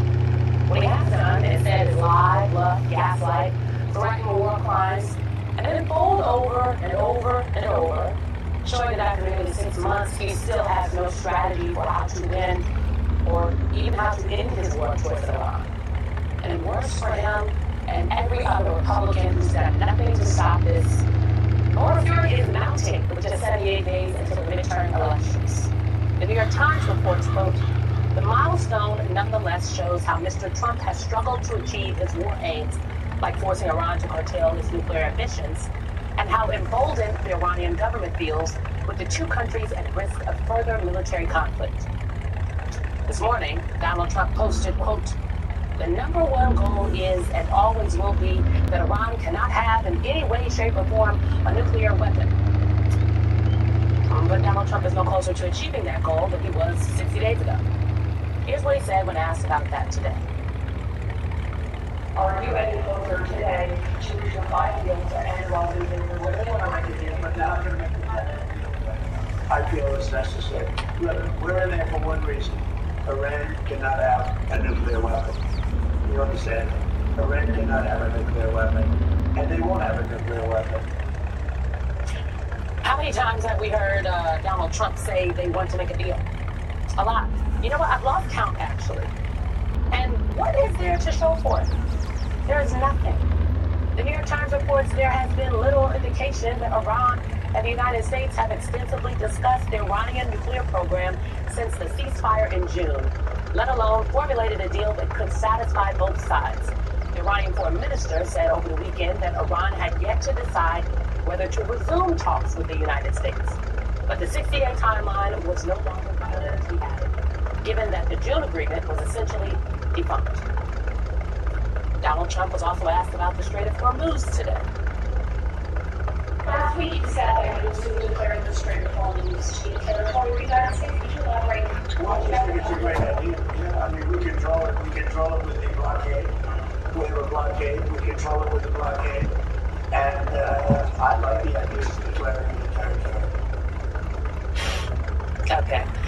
Well, as much as Donald Trump wants it to be true, the United States has never controlled the Strait of Hormuz during this war. Not today, not yesterday, not last week, not last month, and we won't tomorrow either. And the idea of making it a U.S. territory, folks, that's just ridiculous. Earlier today, the New York Times reported that with the deadline abandoned and both sides apparently unwilling to extend it, quote, the war has transformed into a contest of willpower and economic endurance that has no end in sight. Those inside the White House are well aware that they will blow past Monday's deadline and that the conflict has largely morphed into one of economic warfare, according to two Americans familiar with the negotiations. So Donald Trump has, as he always does, returned to threatening more attacks against Iran despite multiple reports of depleted missile stockpiles. Today he told Fox, quote, what we have used so far is peanuts. The president told Fox News Iran should raise the white flag of surrender. He went on to say, I have no time schedule. I'm not in a hurry. Nearly 6 months of war. No strategy to end his war, let alone win it. And he's not in a hurry. Do you hear that, America? While you are all out there paying higher gas prices because of Donald Trump and his war, he's not in a hurry. And today he also told Fox, and please excuse my language, that he would, quote, bomb the shit out of Oman if they hinder negotiations. So he's going to start another war with somebody else. So the president of the United States is now threatening to bomb an American ally. He was asked about that earlier. This morning you said you would bomb the ass out of Oman if they got in the way of reopening the Strait of Hormuz. Would you say you're out of patience with Oman as strategic partner? I know we did it very well, but we handle that very easily, just like we do others. Just based on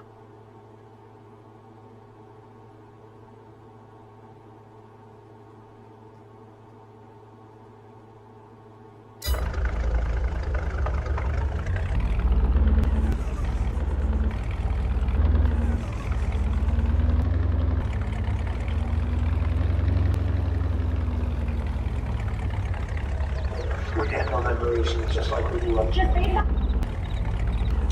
And there's new reporting that Iran is preparing for a drawn-out war. After the signing of that 60-day agreement in June, Iranian and Arab officials tell the Wall Street Journal that Iran's hardline leaders huddled in Tehran and came up with a different plan. In their view, the pact was likely just an attempt by the U.S. and Israel to take pressure off the global economy and buy time for a bigger attack down the road. Instead of putting faith in talks, they took the past 2 months to prepare for a bigger fight. The leadership quickly seized the initiative, attacking ships to tighten Iran's grip on Hormuz and expanding the battlefield to the Red Sea, which Saudi Arabia has used to get around Iran's chokehold on the Persian Gulf. Now, the New York Times reports that was cool. It's like a roller coaster ride at Farming Sim 22. Signals that Iran's minus supreme the leader Silver Run plans Force. to keep the war on a war footing. Plans to keep the nation on a war footing, analysts say. Ready for an open-ended confrontation with the United States and for keeping a lid on dissent at home among Iranians suffering the economic brunt of the conflict. There are consequences to a prolonged military involvement, including the human cost to our armed forces. Reporting from multiple outlets has detailed deteriorating conditions, food shortages, and mental health issues aboard the USS Lincoln, including reporting in Stars and Stripes describing sailors struggling with exhaustion and declining morale, including reports of suicidal thoughts and at least one instance where a crew member was prevented from jumping overboard. Admiral Brad Cooper acknowledged mental health concerns on the USS Lincoln after his visit to the aircraft carrier over the weekend, posting, quote, here's an important fact. Of the U.S. Navy's 11 active aircraft carriers, the Lincoln currently has among the lowest number of cases related to mental health. This doesn't mean that all is perfect. Find any of the nearly 4 million Navy veterans in America today, and they will likely tell you that service at sea for long periods isn't for everyone.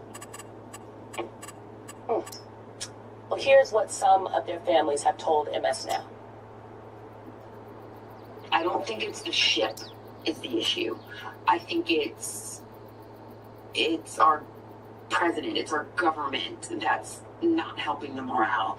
I think the ship is doing what they can do with what they're given, but I think our government needs to be doing more for our military that's sitting over there. They didn't choose to be there. They volunteered to be there. They're willing to be there, and they're doing their best, so they want our support. And part of that support means we have to have the tools to do our job. That means the fuel. That means the food, right? That means the food. That means the toothpaste and the deodorant. That means all of it. I didn't want to go to war. I thought, we're tired of these wars. He said, you know. I don't know what's happened. I don't know why he went against this. I don't know why he did what he did.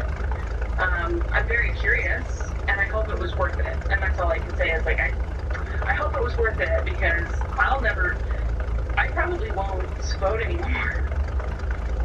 That's not the answer. Family members. On Friday, Donald Trump dismissed reports about mental health concerns due to a long deployment, saying he thought the deployment had not been long enough. Yeah, that's what he said. And today, Donald Trump brushed off reports about conditions on the USS Lincoln as, quote, fake news. There enough food on the USS Lincoln? Yeah, that was a CNN fake report. The Lincoln has been out there for a period of time, but over the years we've had them out there much longer. No, we haven't. No, Leading we off haven't. our discussion tonight is Democratic Fact check, Representative false. James Walkinshaw of Virginia. Sorry, He's Melville a would member say. of the House Oversight and Homeland Security. They just broke a record for the longest Congressman, deployment at sea with no I port mean, calls. where would we like to So start? don't tell me that. I would like to know what your assessment is of Donald Trump's war of choice now that we are 6 months in, and you just heard that sound from the family members of folks aboard the USS Lincoln.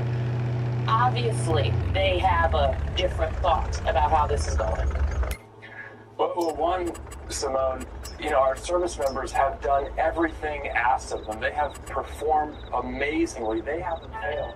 Their leaders have failed. Secretary Hexon, President Trump have failed. Donald Trump, as candidate, ran and said he wasn't going to start any more stupid foreign wars. He said he was going to end the stupid foreign wars. Here we are, 6 months in to this stupid foreign war, still talking about it. It is a complete and abject failure. And I think when the history books are written about Donald Trump, just like the history books about George W. Bush, the first thing in there will be the catastrophic war in Iraq. The first thing in Donald Trump's history books will be this catastrophic war in Iran. I think there are many people that would That agree should with be you that enough. it is a complete That should give me a lot more honey. The question I continue to ask is, I I've think got two I'm questions behind actually. on honey. What was all of this for? And how do we get out of this? Like, what is the off-ramp here? Well, in terms of what it was for, we should remind ourselves what Donald Trump and his administration said at the time. They said they were going to replace the regime or help the Iranian people to rise up and replace the regime. That obviously didn't happen. They said they were going to destroy Iran's ballistic missile capacity. We know that hasn't been achieved. They continue to launch missiles throughout the region, and they were going to prevent Iran from getting a nuclear weapon. Well, Iran wasn't working toward getting a nuclear weapon before the war started. What has happened is Iran now has learned that they can control the Strait of Hormuz and exercise tremendous pressure and leverage. In fact, this regime in Iran has more leverage today, I think, than the regime has had since the hostage crisis in 1979. And they're exercising that leverage as we speak. Donald Trump wrote a book called Art of the Deal. If he really had any deal-making abilities, now is the time to utilize it. It doesn't seem to be the case. He's unable to make a deal to end his own mistake. And I don't think it's helpful to the efforts to make a deal when the experts are not the ones at the table doing the negotiating. And, whatever you may think about the business ability of Jared Kushner and Steve Witkoff, they are not experts on what is happening on anything on foreign policy. Yet on this and so many other issues, the president has put them at the table. So while this blunder is happening, there's a human cost that I talked about. And you know, the president has made these comments about the USS Lincoln not being deployed long enough.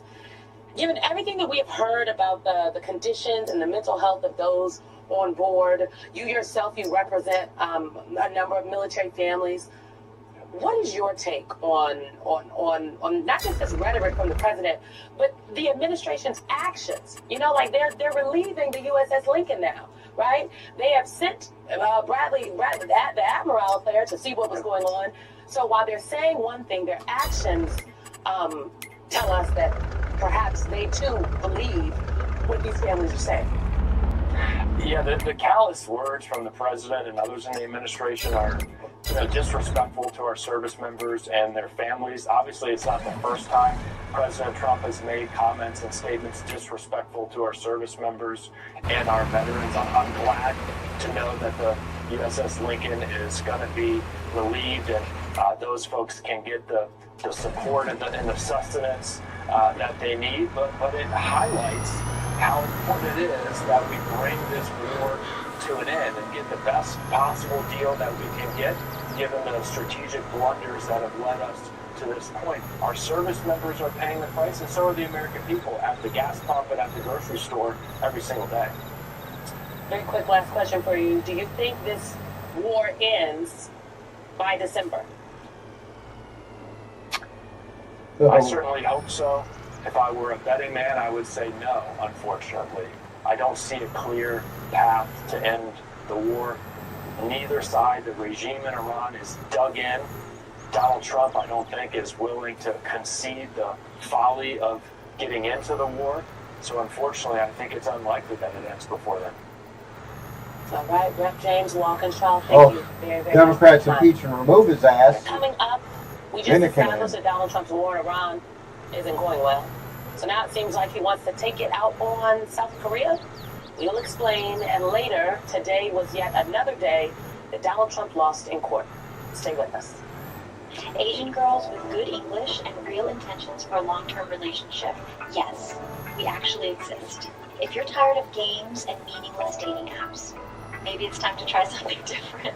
We value respect, loyalty, emotional connection, and genuine communication. And the best part? We can actually talk, laugh, and understand each other from day one. If you're looking for something real, click below. I love Asian women, but I'm not doing dating sites anymore. Donald Trump appears ready to put his friendship with North Korean dictator Kim Jong-un ahead of one of America's closest Too allies. easy to be dishonest and lie. Said that he Sit behind a has ordered computer the or a Pentagon telephone. to scale back Cell joint phone. military exercises with South Korea, and he gave 3 reasons for his order.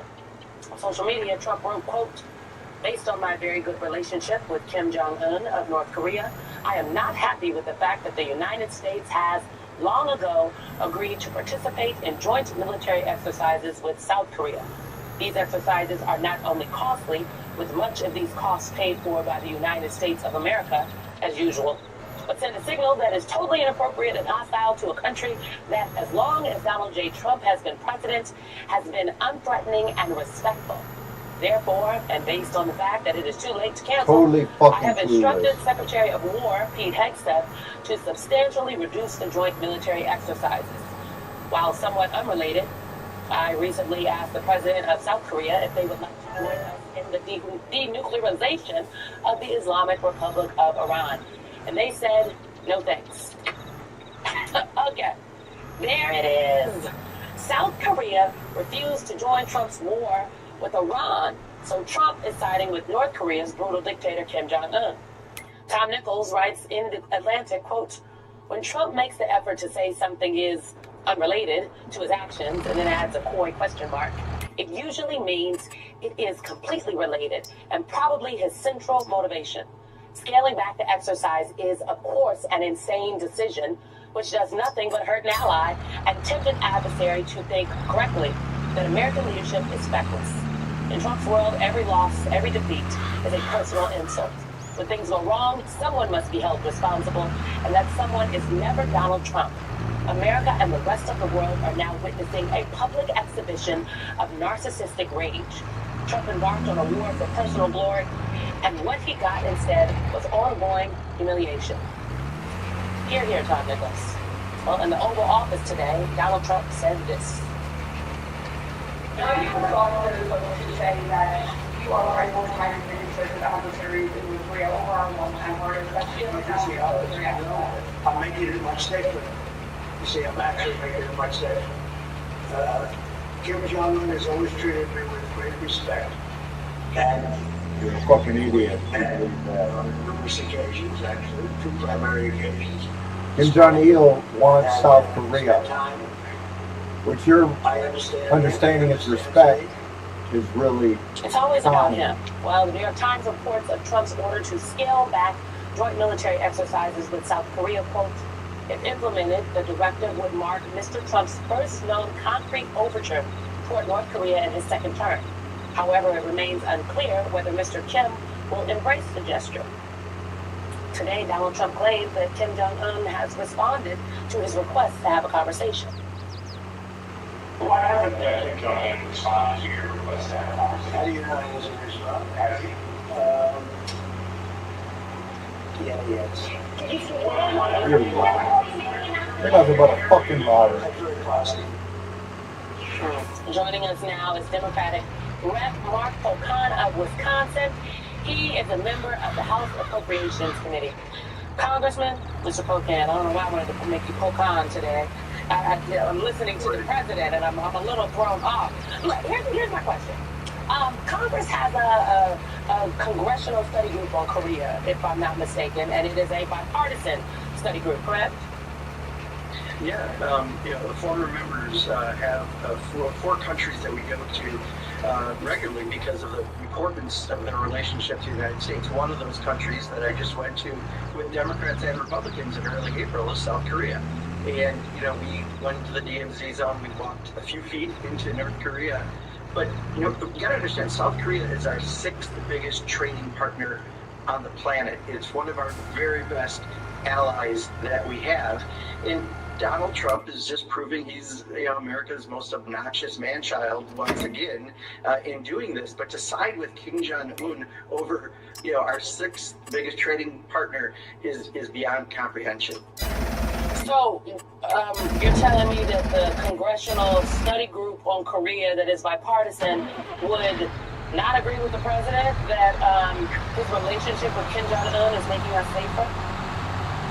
Privately, Republicans would agree. I'm not sure if they'll say it publicly. Clearly, we went there. Part of what Donald Trump did with his chaotic use of tariffs was he got a commitment from South Korea to invest $350 billion into the United States. And right now, a big chunk of that already is coming in shipbuilding in places like Pennsylvania in my colleague Mary Gay Scanlon's district. And they were about to announce in a few weeks another big development in this investment. That's part of why we went there.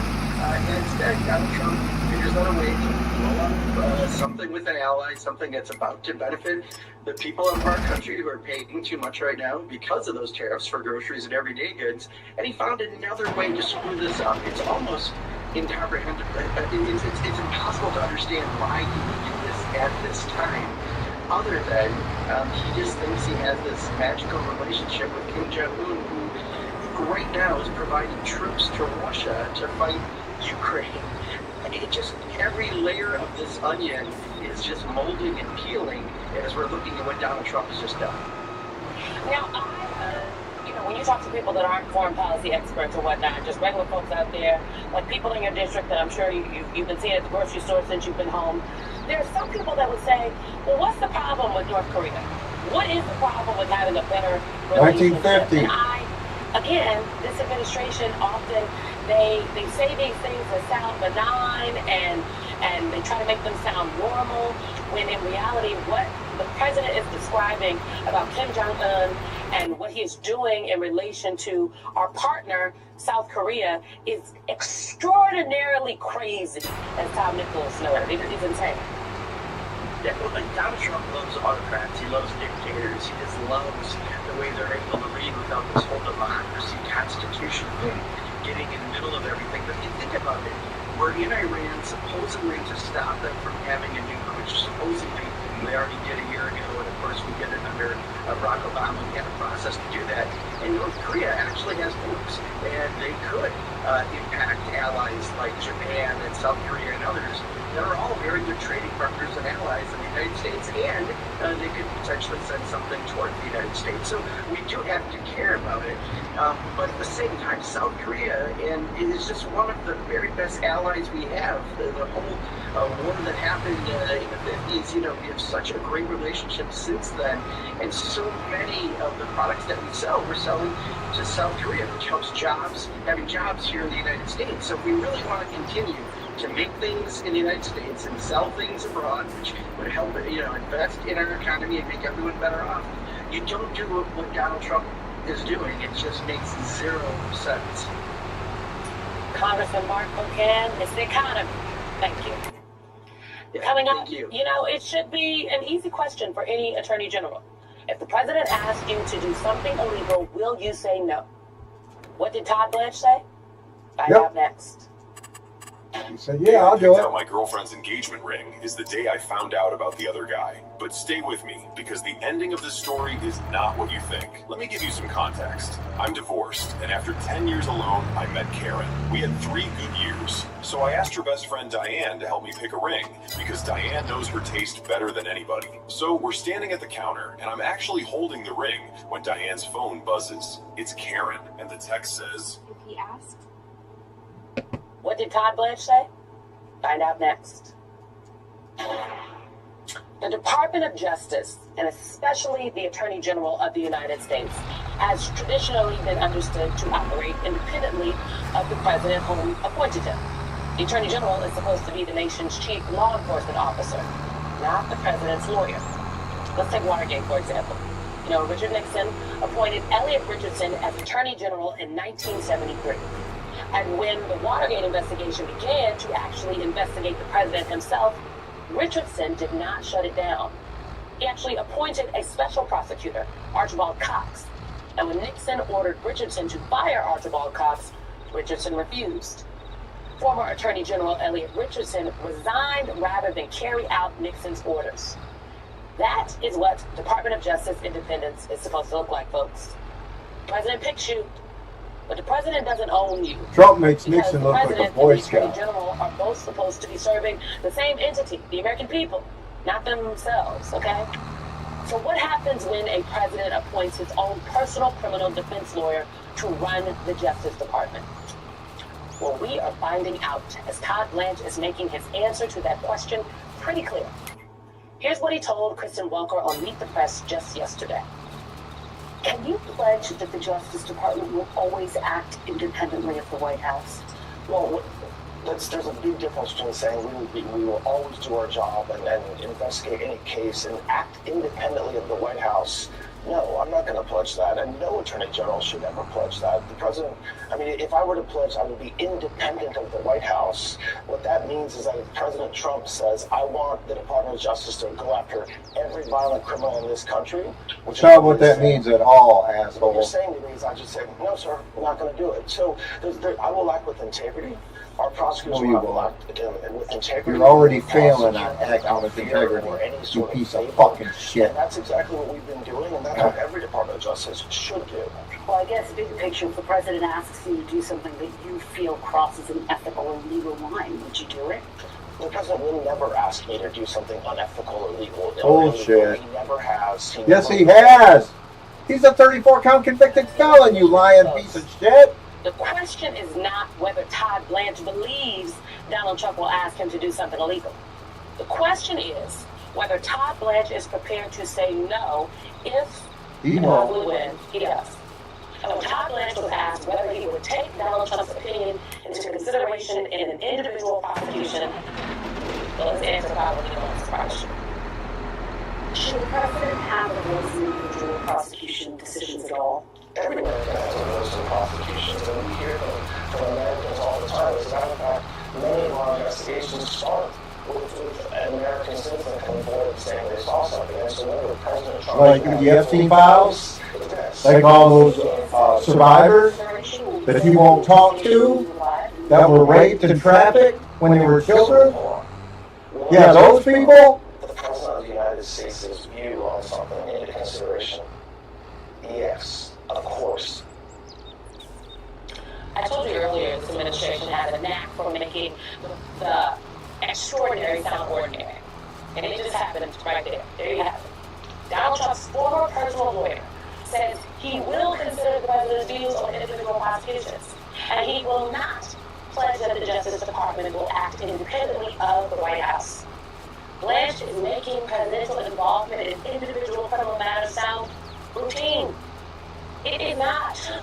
Yes, the Justice Department is in fact part of the executive branch, but the executive authority is not the same thing as directing individual prosecutions for personal or political reasons.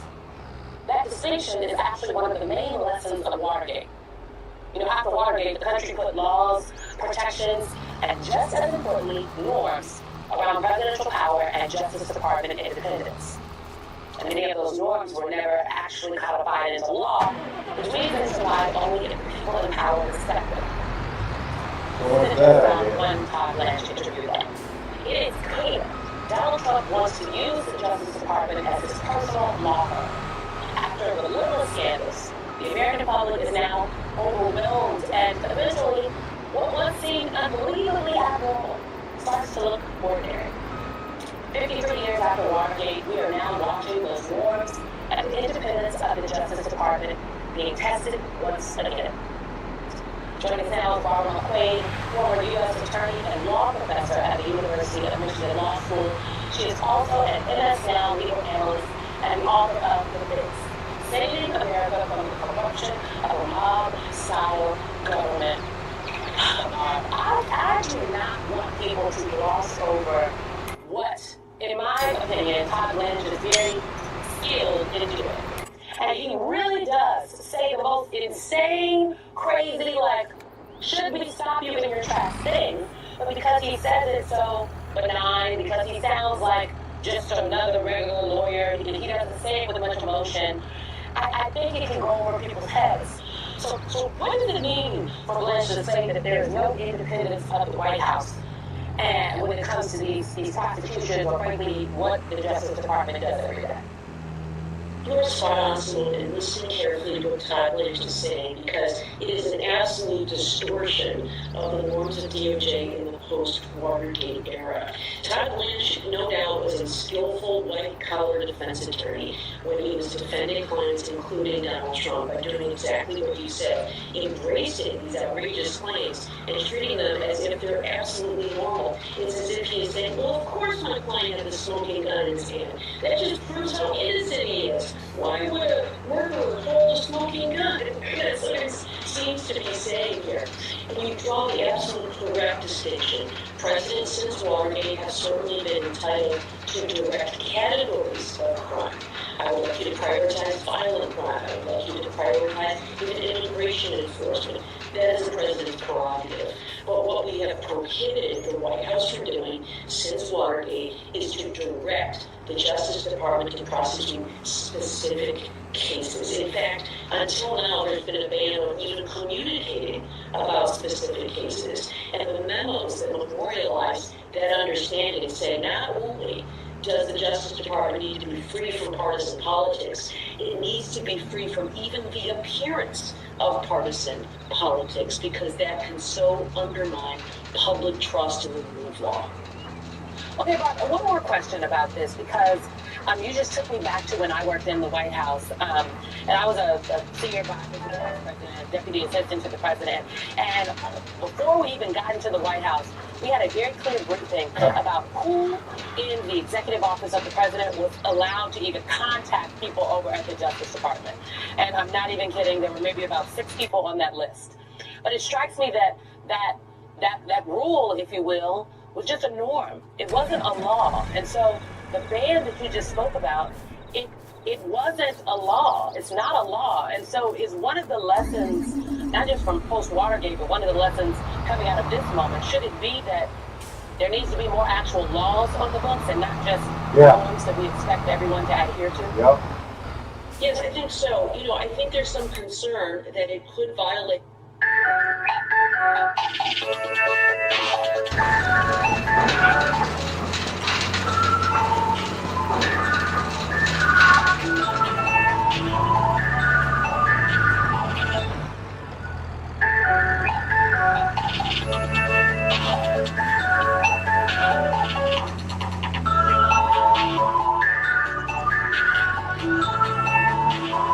Come on, damn it.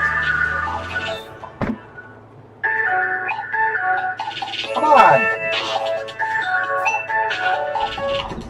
The constitutional separation of powers to prohibit the president from talking directly to his attorney general. But I think what we could have is, instead of a congressional statute, we could at least have federal regulations. They would go through the notice and comment period. They'd be codified in the Code of Federal Regulations.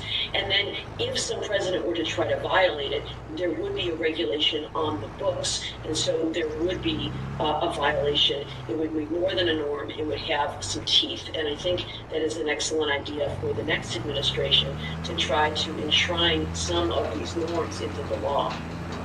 I think I have an idea about who should lead that task force. She's on the screen and it's not me. Okay, before I let you go, the Supreme Court today, they did some things. They rejected Trump's latest attempt to overturn the $5 million E. Jean Carroll verdict. The court ended up leaving the verdict standing. Trump continues to fight for a separate $83 million defamation judgment. Do you think this is one of the examples of the limits of power of the presidency and why an independent judiciary matters?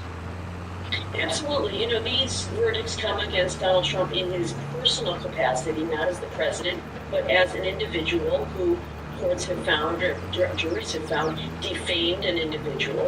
And so, I think this court is sometimes seen as in the bag for Donald Trump. I don't see him so much as in the bag for Donald Trump as very much aligned with his worldview about presidential power. And so when it comes to the exercise of presidential power, they very much embrace this unitary executive theory. But when it comes to individual issues, I think that they are holding the line on the law, and he's going to have to pay up. He's going to have to pay up. Robert McQuaid, thank you so much for your time. Have a good night. Thanks. Coming up, Donald Trump calls it the greatest economy in history. For most voters, and there's a lot of other words they use to describe it, actually. We'll talk about that next with Congressman Brendan Brooks.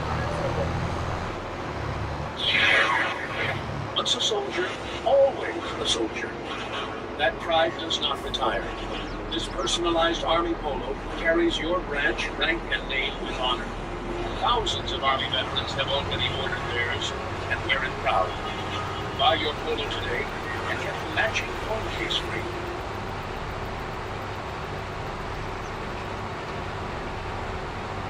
I get you hard, but that's about it. I help you get hard physically and help promote arousal mentally. I'm the total package for your package. I use one ingredient that could take 30 minutes to an hour to make it. I find for you. Stay with us.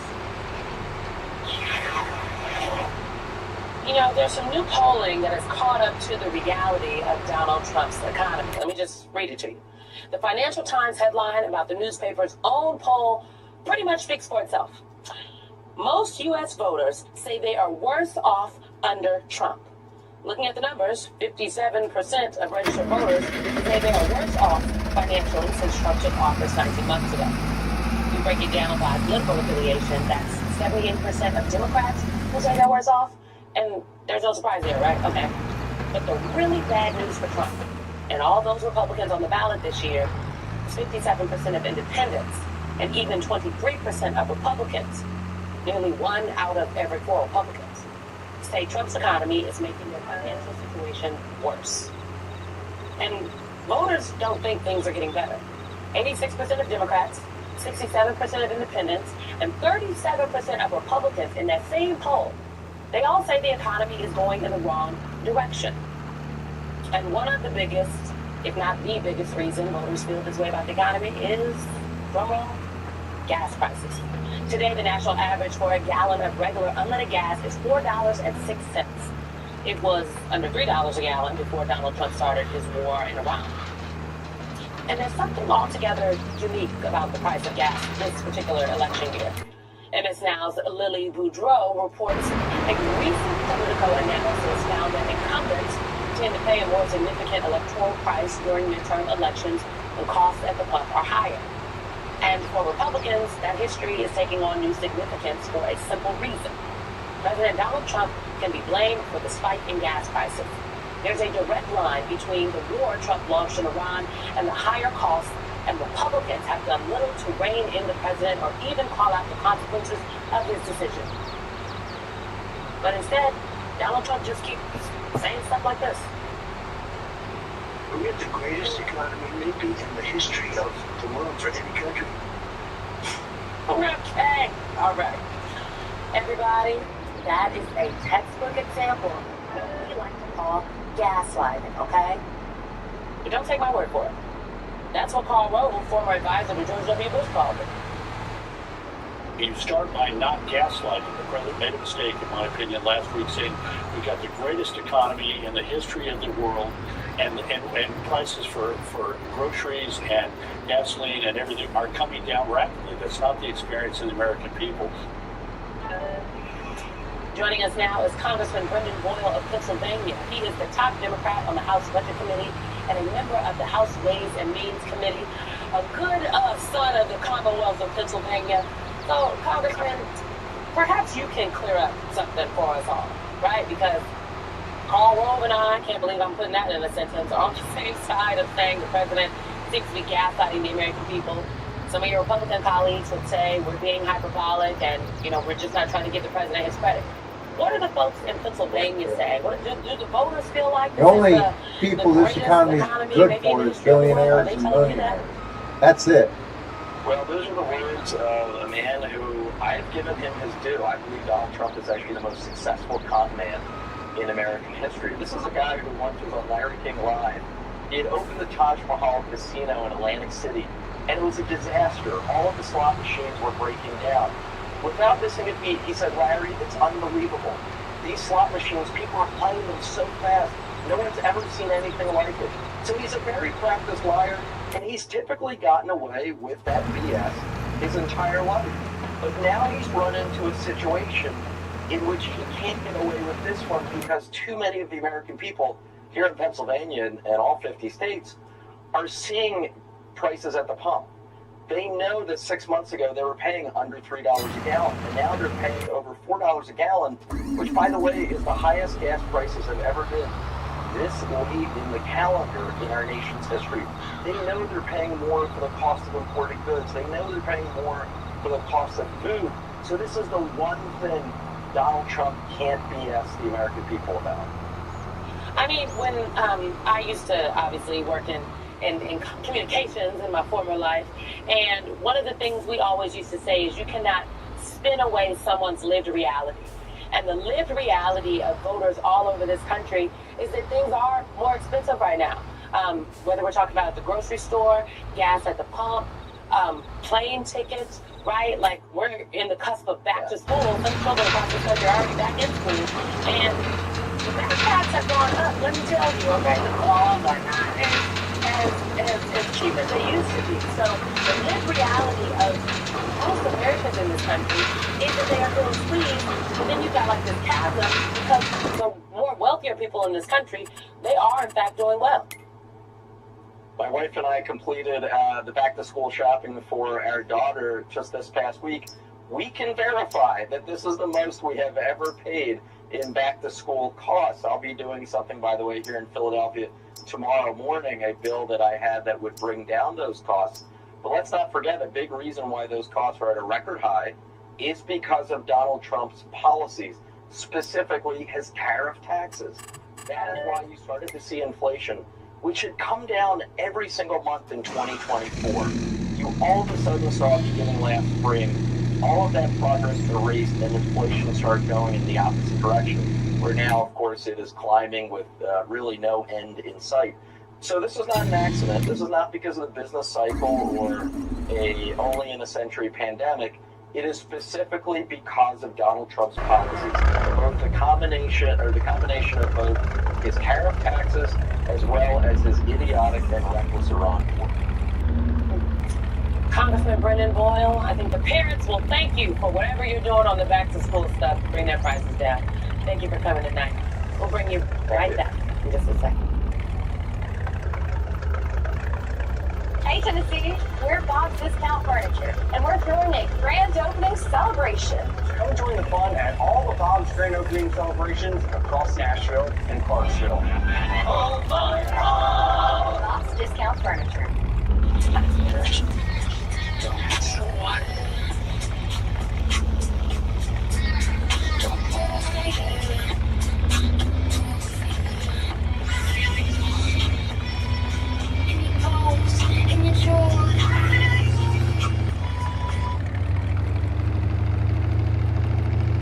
Good evening, friends, and welcome to the weeknight. I'm Michael Steele with Simone Sanders Townsend and Eugene Daniels in for Luke. Welcome back. Tonight, Donald Trump's Justice Department blocked from accessing state voter rolls for a 23rd time. Well, they don't give up votes. This as Todd Blanche threatens to take this fight all the way to the Supreme Court. Also ahead, Republicans growing increasingly frustrated with the president's lack of focus on high gas prices or anything to help them. And yet they refuse to condemn Trump's inaction. Texas State Representative and Democratic nominee for governor Gina Hinojosa joins the conversation. And later, even more inaction from the president as he shrugs off horrific conditions on the USS Lincoln and has no solution to the war with Iran. This is despite the ceasefire coming to an end tonight. These are air quotes for the people listening at home. But we begin tonight with a dangerous moment for the rule of law. Attorney General Todd Blanche is working overtime to convince the American people that there is nothing wrong with the president putting their thumb on the scale of justice. Just take a listen to this striking but predictable moment on Meet the Press this weekend. Can you pledge that the Justice Department will always act independently of the White House? Well, there's a big difference between saying we will always do our job and investigate any case and act independently of the White House. No, I'm not going to pledge that, and no Attorney General should ever pledge that. The President, I mean, if I were to pledge I would be independent of the White House, what that means is that if President Trump says, I want the Department of Justice to go after every violent... No, that's not what that means at all. That is your job to go after violent criminals like that. The president should have to say, go after them. What Lance just suggested. It's not about ensuring the president can lay out broad law enforcement priorities for their administration, okay? Instead, Blanche is shattering post-Watergate norms that protected the country. Y'all. We don't need norms anymore. We need laws. But then again, our president's a criminal. So he's determined to break every law there is any fucking way. Months, years maybe. Back in April, then acting AG Blanche boldly asserted that Trump has a, quote, right and duty to influence individual investigations. And over the course of Trump's second term, the Justice Department has weaponized the institution to target the president's perceived foes. Of course, Trump's to-do list for Todd Blanche expands well beyond the president's petty retribution campaign. Y'all know that. He's also pressuring the DOJ to sow doubts in our elections ahead of the midterms. During that same Meet the Press interview, Blanche said he's ready to take Trump's push to obtain states' voter rolls as all the way to the Supreme Court. In fact, just today, a federal judge in Minnesota dismissed another attempt by the administration to access state voter rolls. This comes hours after Trump's DOJ appealed 3 similar rulings. In total, the Justice Department has lost 23 of these cases so far, winning 0, none. Tonight, Angelo Corazon and Ankush Kandori are with us, and it is telling that the effort by this administration through its Justice Department to browbeat, manhandle, push, cajole, interrogate, demand that states give up something that the Constitution says they should not have to give up because it's in their own to keep maintain the voter rolls, tells us a lot about the determination Donald Trump has to upend this year's elections. And I don't know how much clearer we can be at this table.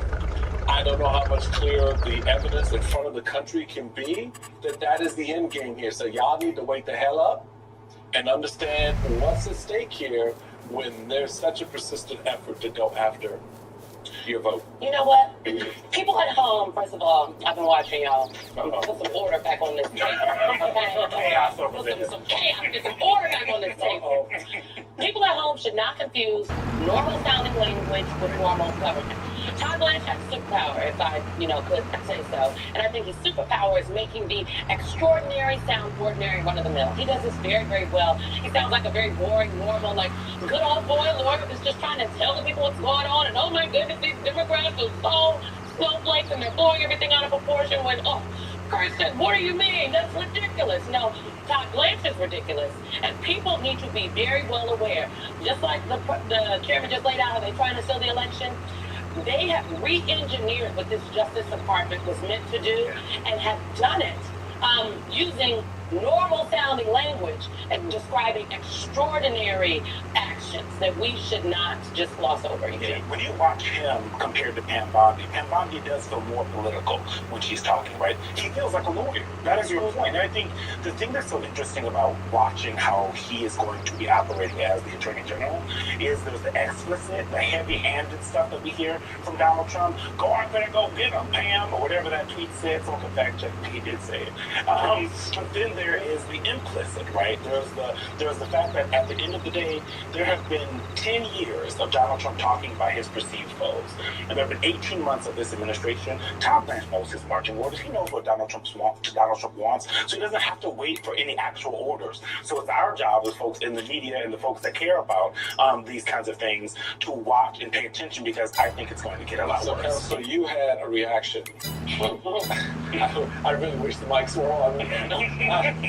Why are you? Sound like Todd Blanche blathering sheer lunacy and stupidity, because we know.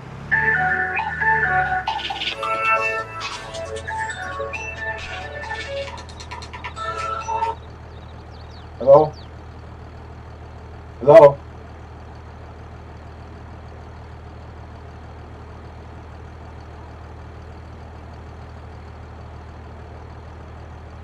Okay. What's that?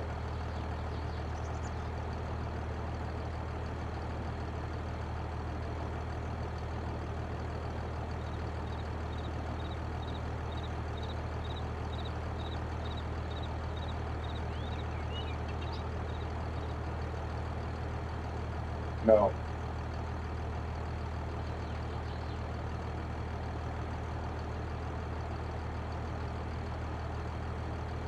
No.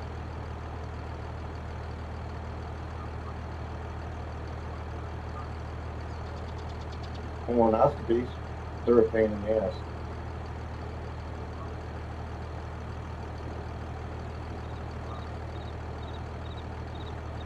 Yeah. The actual procedure's not that bad. It's just preparing for it. Not eating and sitting on the toilet. So.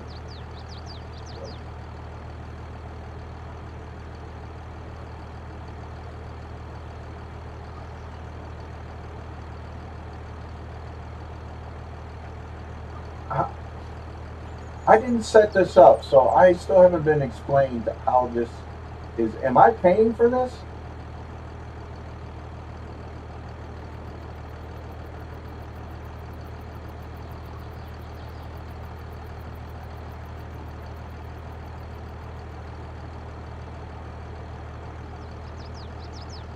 Yeah. But is that the agent? Because I don't remember setting this up at all.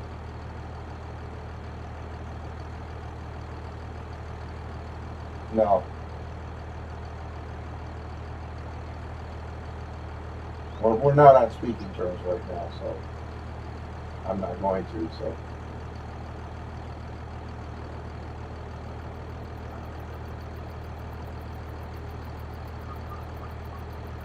Yeah. Yeah.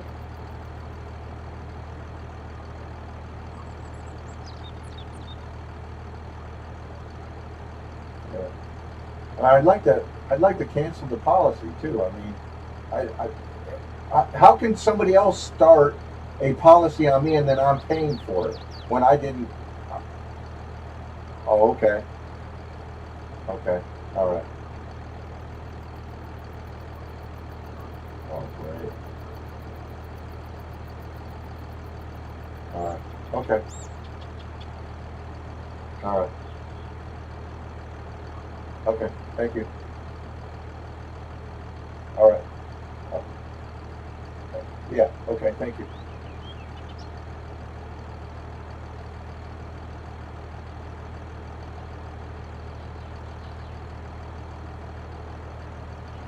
Because we know that all he was doing was trying to placate Trump. But I'll give the floor to you, sir, because I loved your response.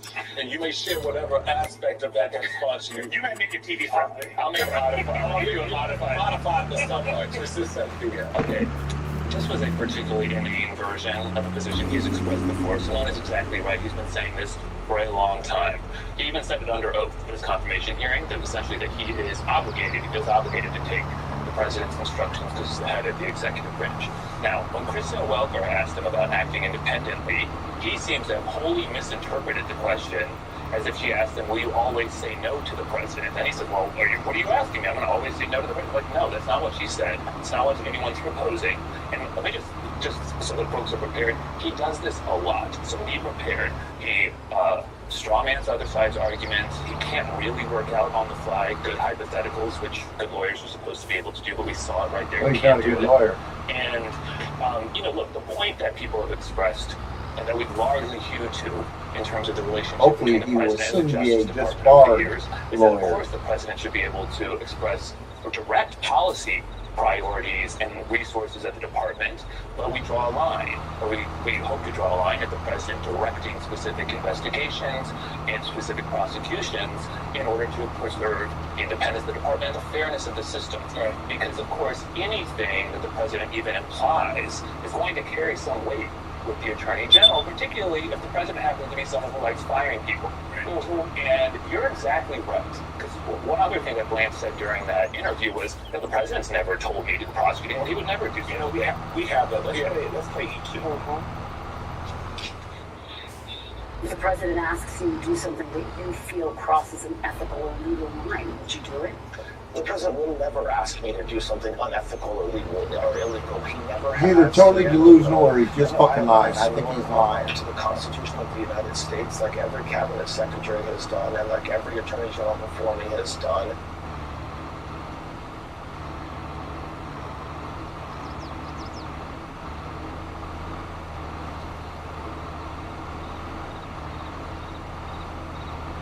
Like every attorney general before me has done. Has he never met Donald Trump? So that Donald Trump would never ask him to do something unethical? We've seen it over and over again. He already did something unethical or illegal when he authorized the creation of that slush fund that he then had to walk back, which is something that the president wanted to happen and that Todd Blanche was very happy to go along with up until the point that it was briefly an impediment to his confirmation. And by the way, I hope the Republicans who were taken in by the dog and pony show are feeling really good about themselves now. That we've got a grand total of 1 week of remarks from this man. He's totally made fools out of Bill Cassidy, John Cornyn, and Tom Tillis. I wish I could say I'm shocked, right. But it's like we knew this. And the Atlantic's Arthur Schlesinger Jr. About 50-some years ago, a little over 50, more than 50 years ago actually, almost 50 years ago. I'm trying to get my math together. 1973. This is what he wrote in November of 1973. This was after Watergate. The headline was The Runaway Presidency. Corruption appears to visit the White House in 50-year cycles. This suggests that exposure and retribution inoculate the presidency against its latent criminal impulses for about half a century. Around the year 2023, the American people will be well advised to go on the alert and start nailing down everything in sight. Now, I don't think Mr. Schlesinger had a crystal ball and could see the future, but his point was, his point was, how many years ago? His point was that 53, as I'm being told in my ear. Thank you. That the Watergate is really about power. And we often talk about, I think the American people are now seeing the difference between actual rules and laws and norms. Right. And frankly, the lesson we took from Watergate should have been the things that they changed, that became norms, that everybody just adopted because what we all just witnessed was unacceptable. The lesson should have been those norms need to be codified into laws. But instead, the lesson was, we just need to make some tweaks, and then we're going to make sure we elect good people that know better, and this will never happen again. But In 1973, Mr. Schlesinger at least knew that that was a bunch of BS. I think what you said is extremely important for a few reasons. One, it shows that they look at things over a long haul. As the chairman was noting before, this is a fight that it's not going to just end at midterm elections. They are in this for the long haul.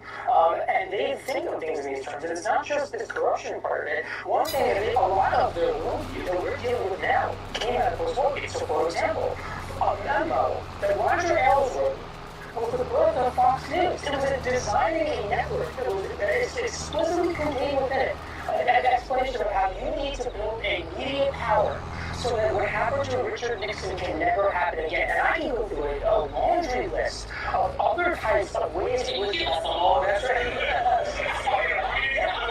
Let's get into it. So, Project 2025, for example, right, which everybody knows about at this table, which talks about the very thing that Todd Blanche was designed to do, was eliminate this one of many post-Watergate norms about the separation, the apparent independence of the DOJ and the presidency, which now has been finally put to rest this weekend with Todd Blanche.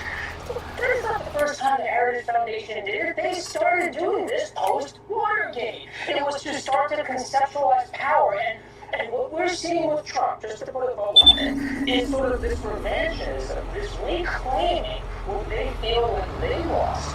And as Schafer noted in there, to build an apparatus not just built on nationalism, reclaiming, taking back what they think they lost and pride and sense of power, but inoculating themselves from accountability going forward. And that's the real key here, because it allows them to operate and act with impunity moving ahead. That's what this media apparatus is about. It's about building political power and winning elections. And see, that's where Democrats get wrong. They think it's just about winning elections. It's not.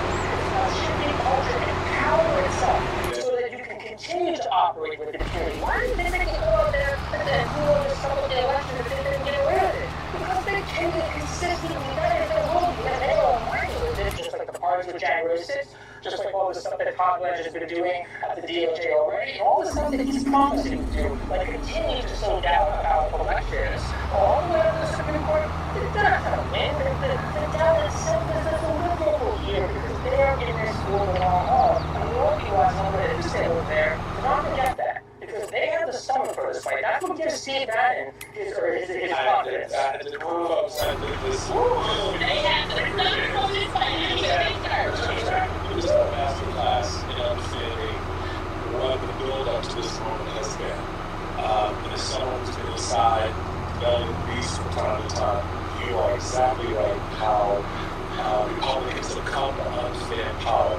When I've said before and talked about the 1960s and the media at that time telling stories and narratives about the economy, the war, the culture, without the voice of conservatism in it, that's where this emanates from. That's what it's all about. A frustration that was built over a long time that a lot of conservatives felt they're not telling our story, so we have to tell our own story. That's what the fair and the whole fair and balanced concept comes from. So that is what Angelo just described is the pig. And what you see happening from Todd Blanche to others is putting lipstick and a nice dress and some makeup and all the other things to disguise this as much as possible. And what is important to your point, sir, is the Jordan movement, in a sense, Jordan movement noted about how Blanche is taking those marginals to us back to the point we were making, which I'd like you to address. With all of that said, because you've already touched on this, when it comes to what Blanche called the false narrative, that the president is going to pull me aside and ask me to send me a leader.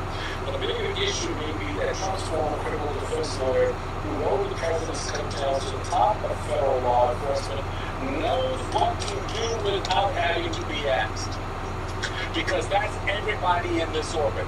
They know what to do without having to be asked. That Project 2025 project is the piece everybody knows. So I would have to ask you to break the law. You know already. That's what it is.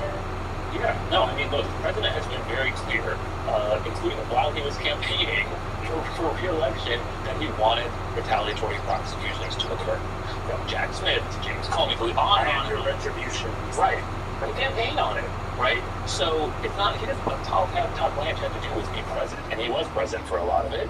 And he certainly learned to take the marching orders without having to hear them. I mean, lipstick on a pig, to the point about like sort of the personalization of the Justice Department around Trump's whims. I can't help but thinking about the Justice Department going to the Supreme Court on Friday to try to get Trump's ballroom immediately cleared for construction. They're now claiming, remarkably, for months telling the truth that it was supposed to be a ballroom, that it's an integrated military complex. There just happens to be a ballroom on top of it. That's the argument. That's the truest thing that they have said about it, because we're and I know we have to go to where the East Wing is situated. Under the East Wing is the Presidential Emergency Operations Center. Okay, I know people have seen it in the movies. It really does exist. And when they started ripping up the East Wing, I kept saying, who is talking about the bunker? Did these corporations buy access to the bunker? We have to ask more questions. We can ask more questions because they're going to have their logo outside the table. Angelo Corso and Coach Godori, thank you both very much. Again, you've had a master class here this evening, folks. Stay with us. There are less than 80 days until the midterms, and polling shows critical races in Texas. Y'all heard me, Texas, are within the margin of error. Now, it's polling early, but stuff that we got to pay attention to. Just a moment, we'll be joined by Democratic gubernatorial nominee and Texas State Representative Gina Hinojosa. And later, sailors aboard the U.S. Abraham Lincoln have spent 9 months at sea, my friends, facing grueling conditions while fighting. Gotta grab me some coffee. The president is now calling reporting on those conditions fake. But our own reporters tell a very different story. We're going to talk about that too, right here every weeknight. Tonight, the average price for a gallon of regular gas, just regular gas, has once again topped $4, and that's according to AAA. Republican Senator Jim Justice tells them it's now, quote, if you're not concerned and sympathetic about gas prices for people, we're not thinking very right, because we got a lot of people that are really hurting. Well, that is a message Donald Trump apparently missed on Friday. For you to pay a tiny little bit more for your gasoline, just remember, you're doing it so that a very evil country cannot have. A country really is the #1 state sponsor of terror in the world. We don't want to have them have nuclear weapons. So remember that when you have to pay a little bit more, you're at $4. It's okay. I mean, it's I'll never apologize. I did the right thing.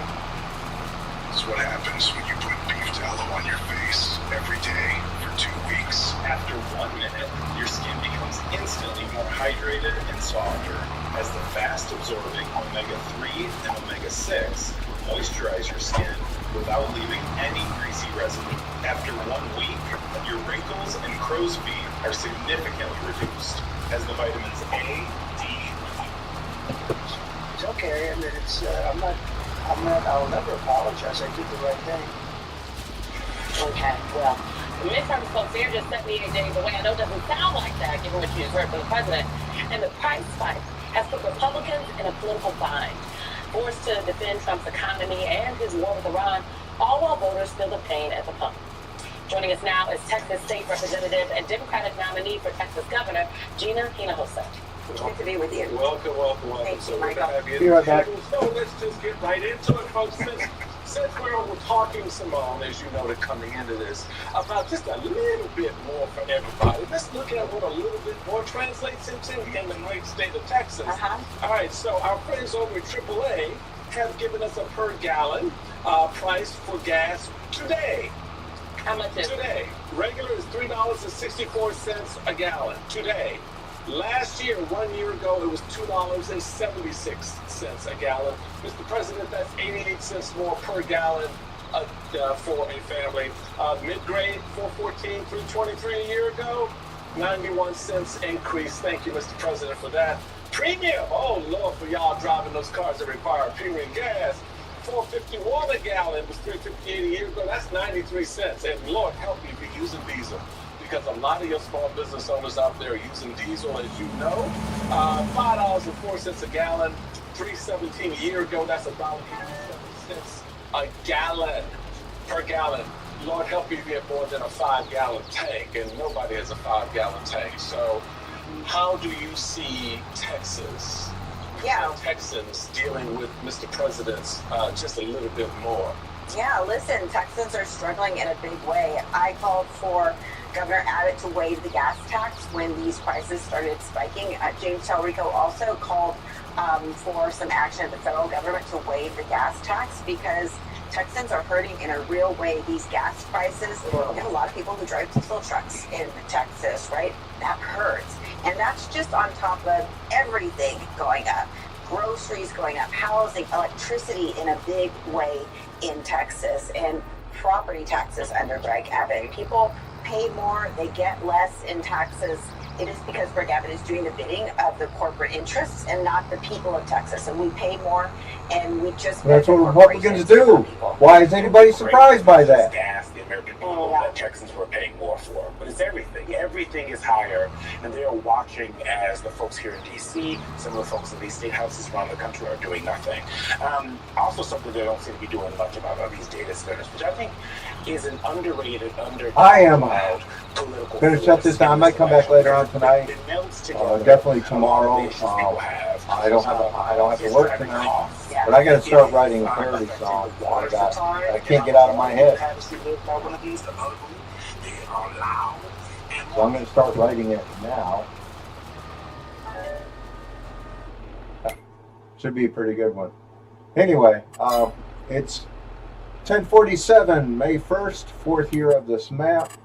This is Farming Simulator 22. Michigan Farms Map, Schafer's Ag Service Part 120, I think it was. Yes, this is an accurate replica of the farm I grew up on. Thanks for watching, and we'll see you all later. Thanks. Bye.